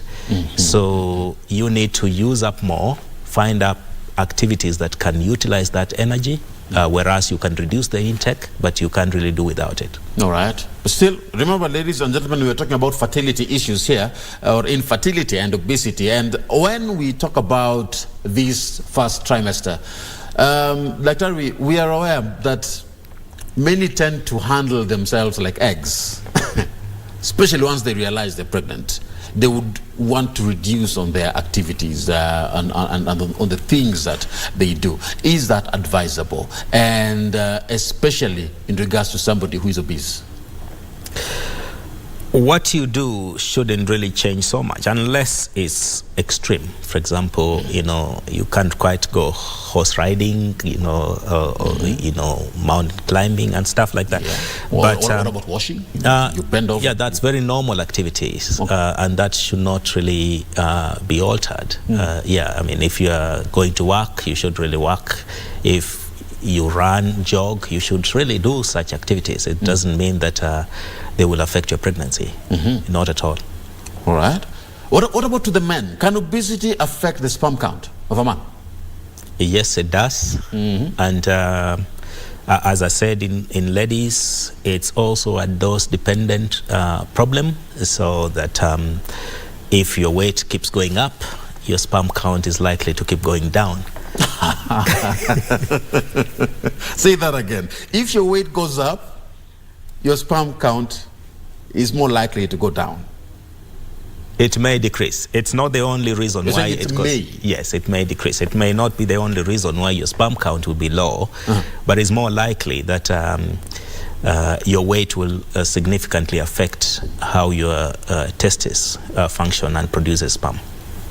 All right. Yeah. So what should I do if I want to have healthy or a good sperm count? Be healthy in the first instance, because being healthy means your sperm will be healthy as well. So be in the habit of exercise, reduce on junk, and just make sure that your weight is normal. Desist, from using enhancers of muscle activity, such as, anabolic steroids. Those ones will actually knock off your sperm. All right. Yeah. And do these steroids affect women? Because there are those that actually take them as medical precaution. We have a whole range of steroids. So what we call anabolic steroids, the ones that you want to go to the gym and appear like you've got a 12-pack or whatever packs you want. Those ones are not good. That's what you're referring to? Absolutely. Not just any type of steroids? No, they're medically indicated steroids. Obviously, when they are needed for a particular reason, then your doctor will advise. Interesting, quite interesting. And we value your feedback, ladies and gentlemen, wherever you are watching us from. The hashtag is Good Morning Kenya at Rama Google. Ask your questions. Already I'm seeing a few coming up on my screen, Daktari, and we shall be taking a look at these particular questions in a few. But I want us to take a short break. But before that break, as my director is telling me we need to take a break there. Before that break, help me understand, for somebody who is watching us today, when you get to the line of obesity, you mentioned that there are different classes of obesity. Yes. Does fertility get affected depending on the classes of obesity? We believe so, although the studies we've done kind of don't go into that specificity. Yes, because when we say BMI and obese, we mean your BMI or body mass index is above 30, and the numbers of those who will have a very high BMI or body mass index, for example, above 40, will be fewer. And so even though we know the impact will be there, you are more likely to get far fewer people to look at. Yes.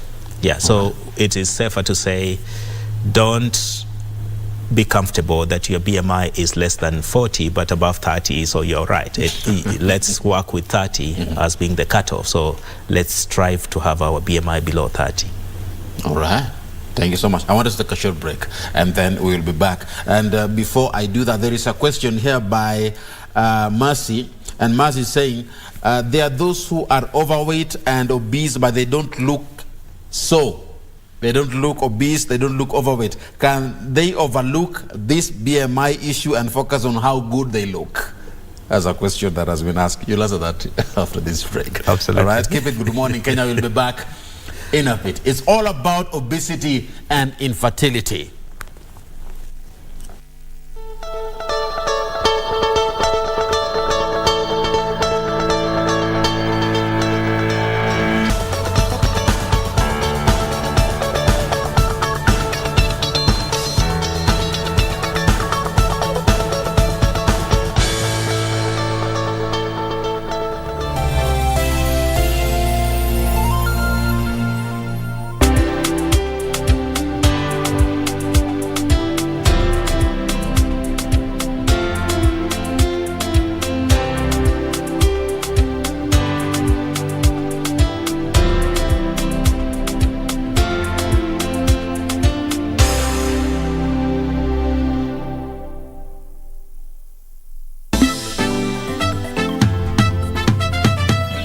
Buona pateta, tafadhali, focus.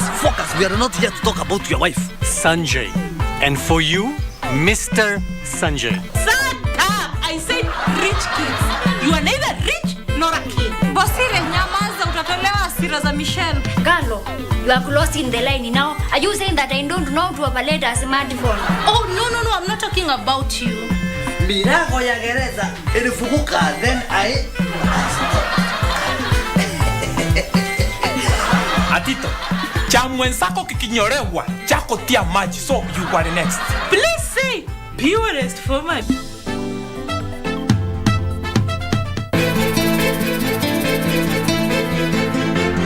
Wewe na mama mko sawa? Mko sawa mwanangu.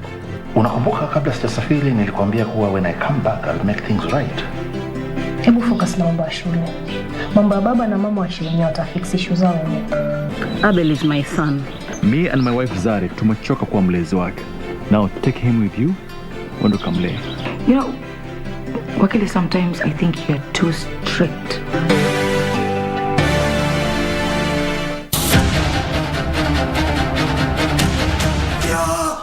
맞네. 야가 금마이 딸이 많네. 나 짜기 싸. 넌 앞으로 판때기 같은 거 짜지 마.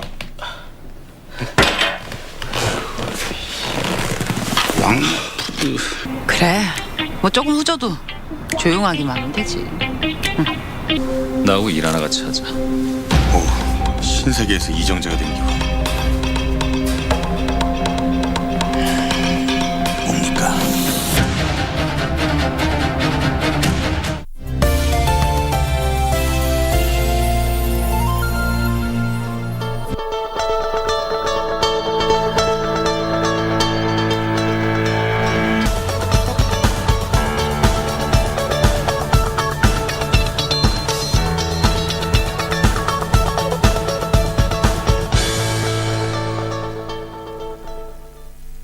All right, welcome back. We proceed with this morning show. It's all about obesity and infertility. My name is Ram Maguko. It's a pleasure being with you on this particular conversation. I am with Dr. Charles Muteshi.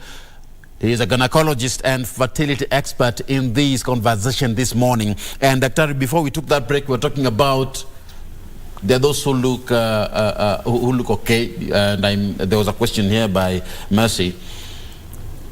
Is that something that they should do?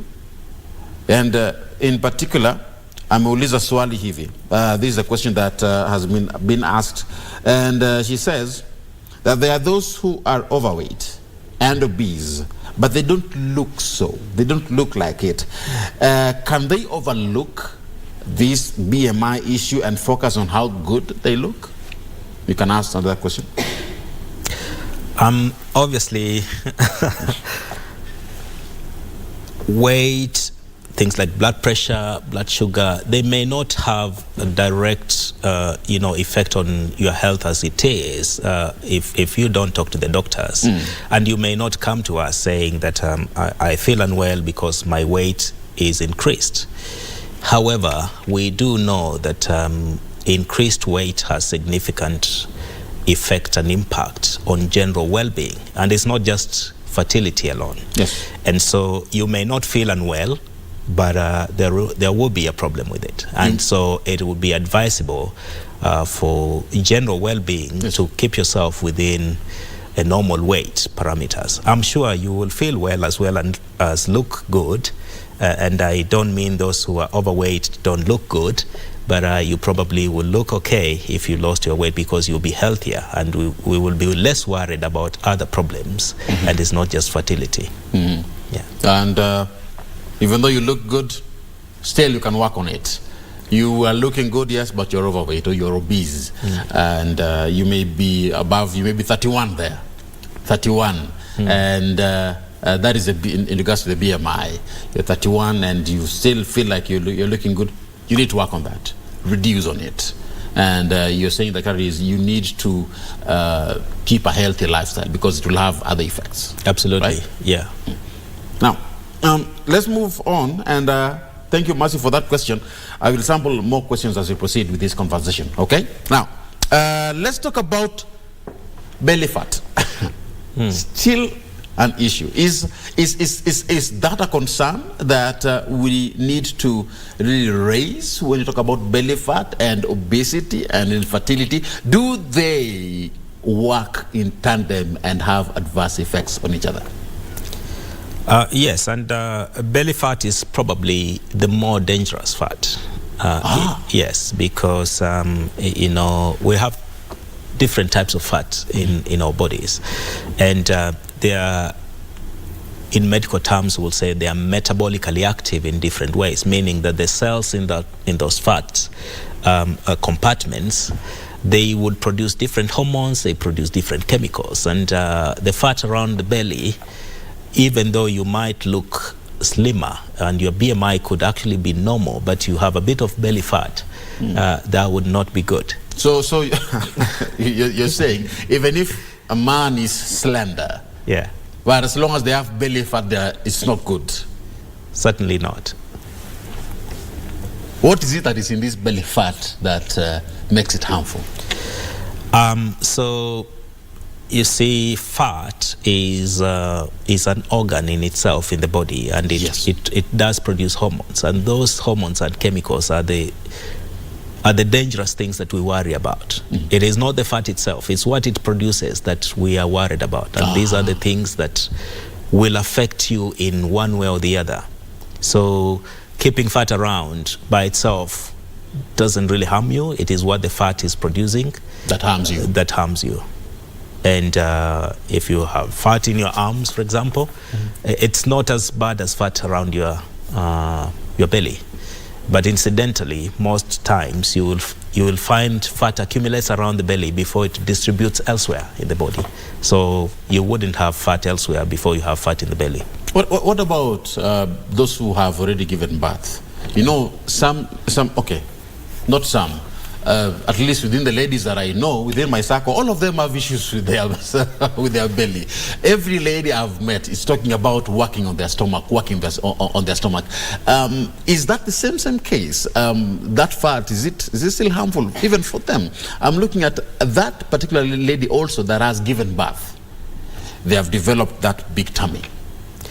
Yeah, I'll be a little bit careful to say all the ladies we've met. I obviously don't know how many you have, but I also would want to make it not appear as though we are really, discriminating against any lady or focused on them. But certainly, the natural body response to pregnancy is that there is weight increase in pregnancy. Which is beneficial for the baby. Exactly. Yeah, as the baby grows, your body will increase in weight, and a certain proportion of it, not excessively. Yes. And when the baby comes, that weight doesn't just drop off immediately. So the process of lactation, of breastfeeding, also relies on energy reserves, and that's probably what nature designed. But as time passes, you become more active, and the baby's demands increase, and you go back to whatever you are doing prior to pregnancy, then your weight is likely to go back to normal. You mustn't really be preoccupied. Don't use a belt, don't tie, because tying is only compressing it, but it doesn't take it away. So that doesn't help. So is it healthy to have those? Are they called corsets or something? Corsets, if I'm not wrong. Yeah, corsets. Those are probably more beneficial if you've got something like a back problem or pain that requires some form of support. Yes. You don't benefit much by supporting fat with a corset, because then you just putting it away, but it's still doing whatever harm it's supposed to be doing. But is it harming other organs in the body? It's kind of like having a veneer, really, to just cover. But I think consciously try and work on it. Try and work on it. Yes. So ladies, we're talking about that. It doesn't really help. It makes you look good on the outer side, but still, it doesn't really help to have the corset. You're just squeezing your tummy, but you're not helping the fat that is inside there. But now I'm looking at the men also. The men who have a lot of that big belly. What should they do, and how risky is it for them? Let's talk about the men, the drinking, and does that even come in this conversation? So fat is a health and a lifestyle issue. And as I said, it doesn't affect you in an isolated way. It's a whole host of other problems. We are talking about diabetes, we're talking about heart disease, high blood pressure, and even your mental health. All lots of things. So it will be much better to look at it from an encompassed perspective and say, yes, I think I need to change my lifestyle so that I can be healthy. And in the course of doing that, I will also improve my fertility. Yeah. What are some of the do's and don'ts of reducing belly fat? Because we are talking about those who are obese. That's an area that is most likely a concern. What are the do's and don'ts of reducing belly fat? I can't quite think about benefits of having it, so I think it's always best to think that reducing it would be helpful. How do you do it? Yes. Engaging your body to help itself to, take away the fat. So as I said, it's a balance between intake and expenditure of your energy. And so reduce your intake and increase the expenditure of it. Chopping it off and doing things like liposuction, I'm not 100% sure that may help it. Maybe the mass of fat might go away to an extent, but what is causing it to accumulate, you haven't really addressed it. But does liposuction help? You've said yes, doesn't really address, but does it in any percentage whatsoever? Well, if I cut off a piece of you, it will be gone, but it doesn't really mean that the underlying problem is gone. Okay. Yeah. All right. Now, let's talk about pregnancy still. We come back to this and we will revolve around this area. What is the maximum ideal weight that a lady needs to have for pregnancy or conception? So weight varies, and that's why we fall back to this body mass index calculation. And so if you are within 18.5 to 24 and a half, you are safe. It's very difficult to say, yes, now I have reached 24 and a half, I should now start. You might actually hit 23 or hit 25. If you hit 26, I think it's still okay. But being aware that there's a problem, most people will now work on it to maintain it. The issue comes in when you do nothing or you aren't aware of it and, you just carry on. So the ideal would be less than 25. And we will be very happy because when you come to hospital, then we are less worried about other issues and we focus on what really can keep your pregnancy healthy. And still concerning pregnancy, I'm looking at the men now. When a man is obese and they are trying to ensure that they maintain that healthy lifestyle, there is always this struggle that could be there. You're working out, but you're not seeing any results. Now, does it mean that as long as a man is working out, even though they're obese, as long as you're working out, it's a good sign that your body will regenerate itself and in turn make you to have a better sperm count and increase your fertility rate as a man? So I think this normally brings in the paradox of using BMI to define what is healthy. And when you become fit and you lose fat, you're more likely to build on your muscle. So your weight might still remain high, and when we calculate your BMI, it might appear as though it is increased. And a good example normally would be if you look at rugby players, all of them have got very high BMI. It doesn't mean that they are fat. Does it mean they're overweight? It doesn't mean they are overweight because they've got more muscle mass than fat. So if you are feeling fit and healthy and you're very active, your BMI becomes less informative. But you can now go into more intricate details, like you can take a tape and just measure your waist circumference, because as we said earlier on, belly fat is usually a problem. It's less likely that if you are physically active, you will build any muscles around your trunk. So if you're losing weight and you take your waist circumference, you will notice that it's going down, even though you're building your muscle. So that will be a good indicator that you're healthy. All right. Yeah. Now, sometimes we have issues concerning fertility that make even people to argue about. Couples fight about these infertility issues. You've been in this field for many years now, Dr. Ari. What are some of those areas that you've seen people argue about and talk about myths, misconceptions, and you believe that today we need to really say it as it is and let people know that this is actually the way when it comes to fertility and obesity? The biggest challenge is that fertility is very personal, and yet is quite outwardly looked at. People will ask you, when are the children coming? You've been married 2 years, 3 years, 5 years now. Yes. What's happening? Very interesting question. Yeah. And that becomes a bit intrusive. And you see, being personal, there might be other problems. And it doesn't always mean that being overweight is the only issue affecting you and, delaying conception.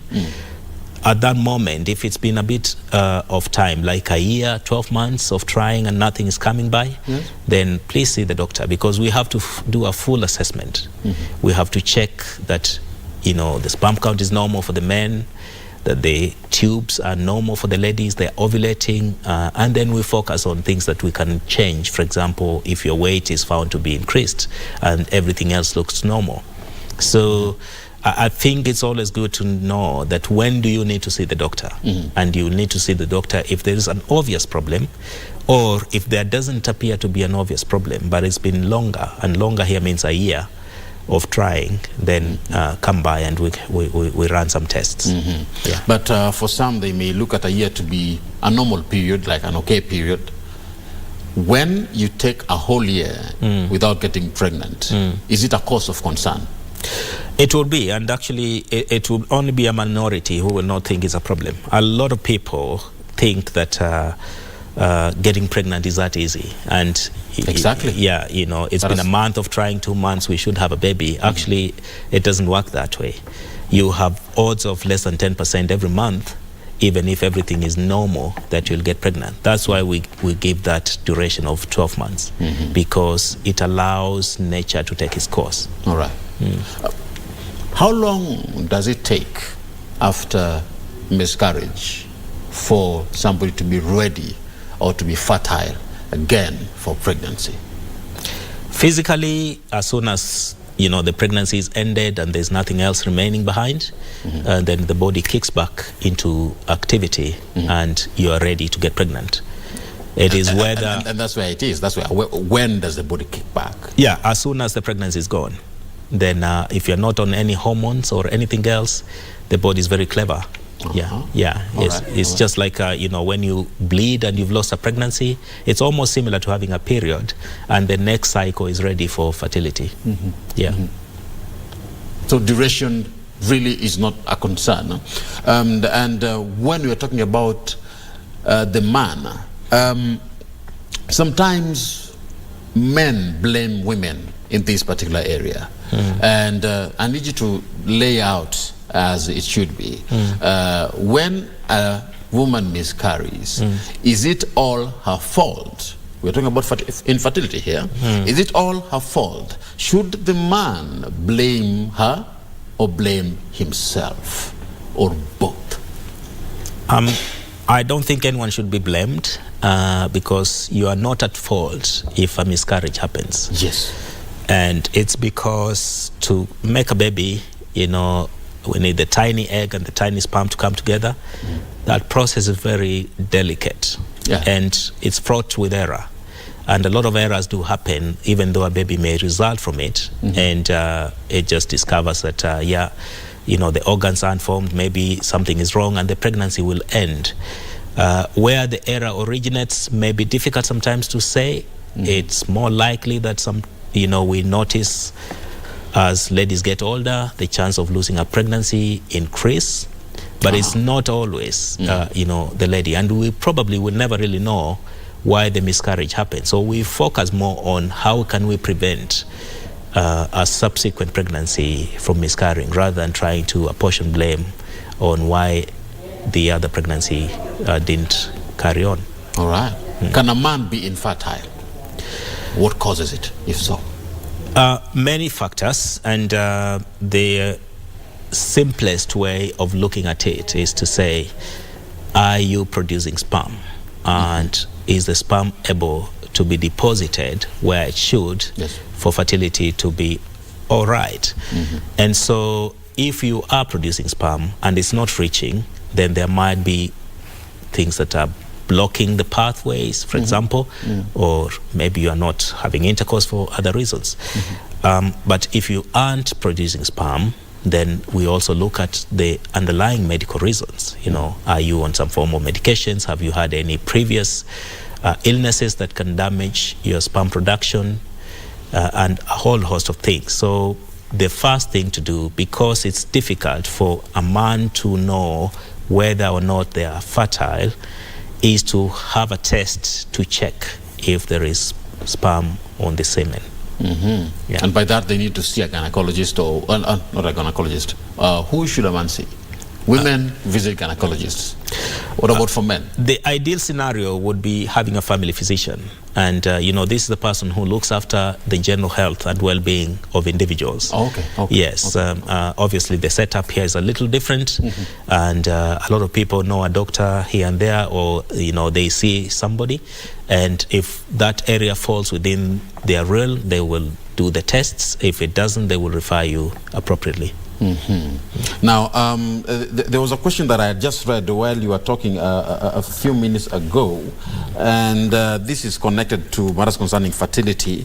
Let me guess, who always give birth to one particular type of gender?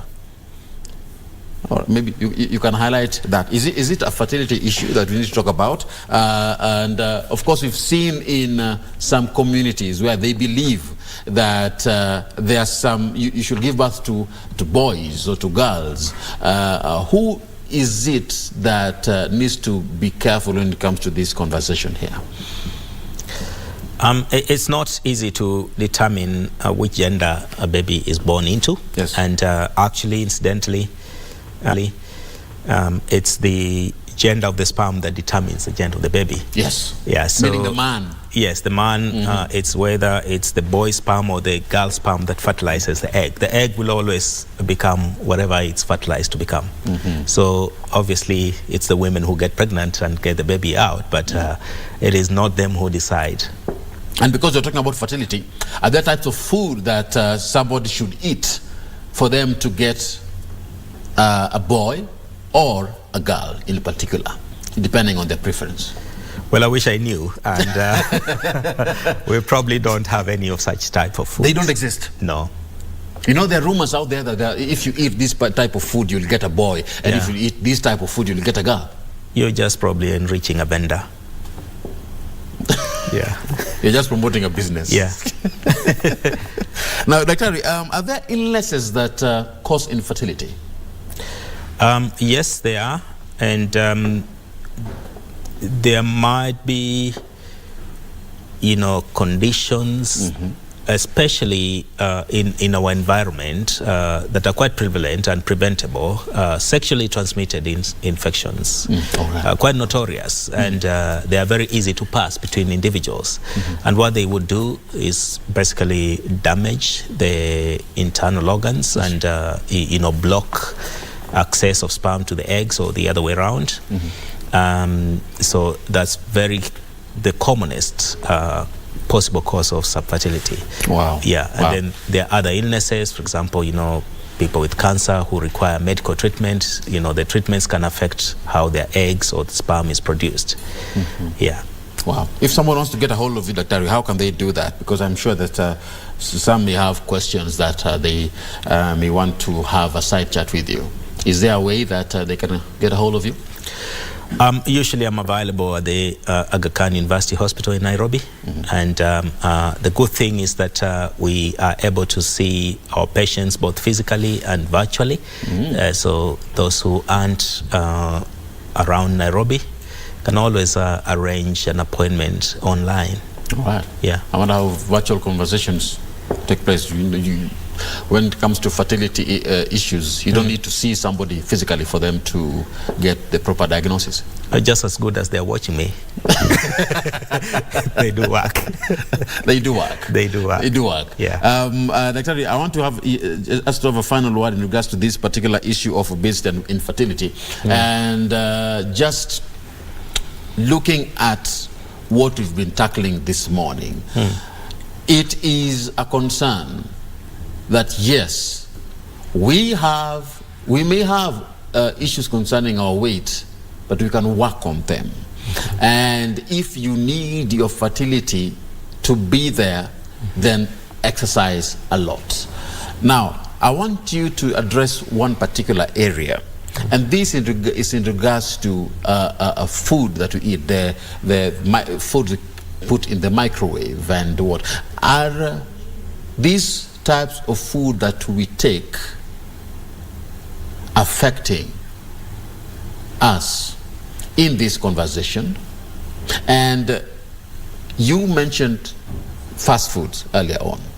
All right, you mentioned it. Give me that picture as we wrap it up.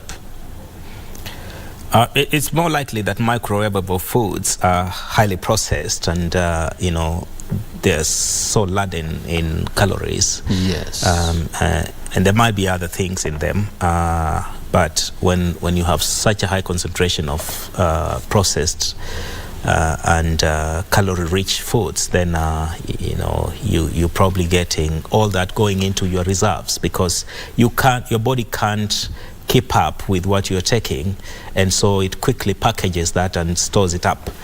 And that's why you notice people who are more likely to take fast foods will add weight. It's also possible that what they do means that they are less active. You know, they're moving from home to office and back to home, and so they don't get a lot of time to even walk. Yeah. They're always in the car, driving in one box to another. Yeah, one box to another. Thank you so much for coming. No problem. It was a pleasure. It was a pleasure having you. And I'm looking forward to more conversations. We should talk about this more often. Thank you very much. Thank you so much for coming. And of course, that is what brings us to the end of this conversation right here. That is Dr. Charles Muteshi, gynecologist and fertility expert. On my end, it's a pleasure. My name is Ram Maguko. I hope you've learned something, and I hope you've taken in notes. This has been Good Morning Kenya. See you again tomorrow morning, right here on KBC Channel 1. Stick around for more of our programming. May God bless you. May God bless the work of your hands. Bye-bye.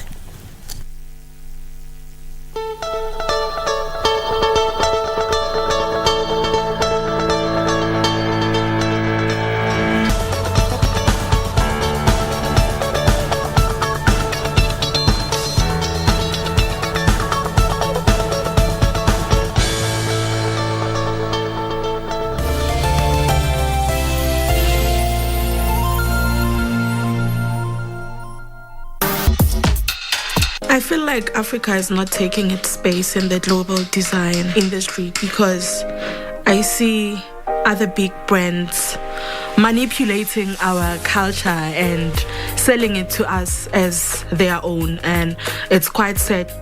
They're giving us second-hand goods instead of us giving them the originals. Why don't we set our own trend instead of absorbing what the world is giving us? That's why I've decided, you know what, I'm going to be original. I'm going to tell an African story through jewelry. Soshanguve-raised Koketso Mpomusala created her own range of African-inspired statement jewelry that encourages South Africans to support local designers. Koketso is on her way to meet with her sister, who is both her biggest fan and most honest critic, to discuss the latest designs. I bought you some goodies. What you these? These are so pretty. It's important for me to share my designs with someone I trust. My sister-in-law, Rose, I treat her like my customer.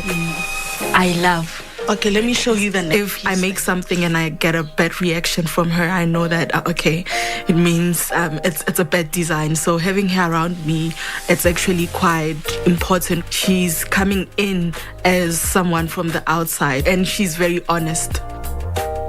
makes a bold statement, but simple. Yeah. It's simple, but it makes a bold statement. But you have to be careful because you might spike. Or someone. Oh, Koketso, my sister. She just goes all out. You know, jewelry means a lot to her. It means everything to her. The workday has only just begun. Koketso heads to her studio to work with her team of very talented jewelry makers. So today we'll be making statement hammered Africa earrings, and Nati will be cutting, and then Eddie here will be hammering, which is texturizing. I'll be annealing the metal and then soldering, and then Leseho will be polishing and assembling the earrings. She's actually finishing everything off. I studied jewelry design with the Atteridgeville Jewelry Project. What they do is they concentrate more on the practical side of jewelry design. They saw that I was a gem, so they decided to make sure that I study further. So I did a short course in CAD, which is computer-aided design. It was quite intensive, but it was worth everything. Right.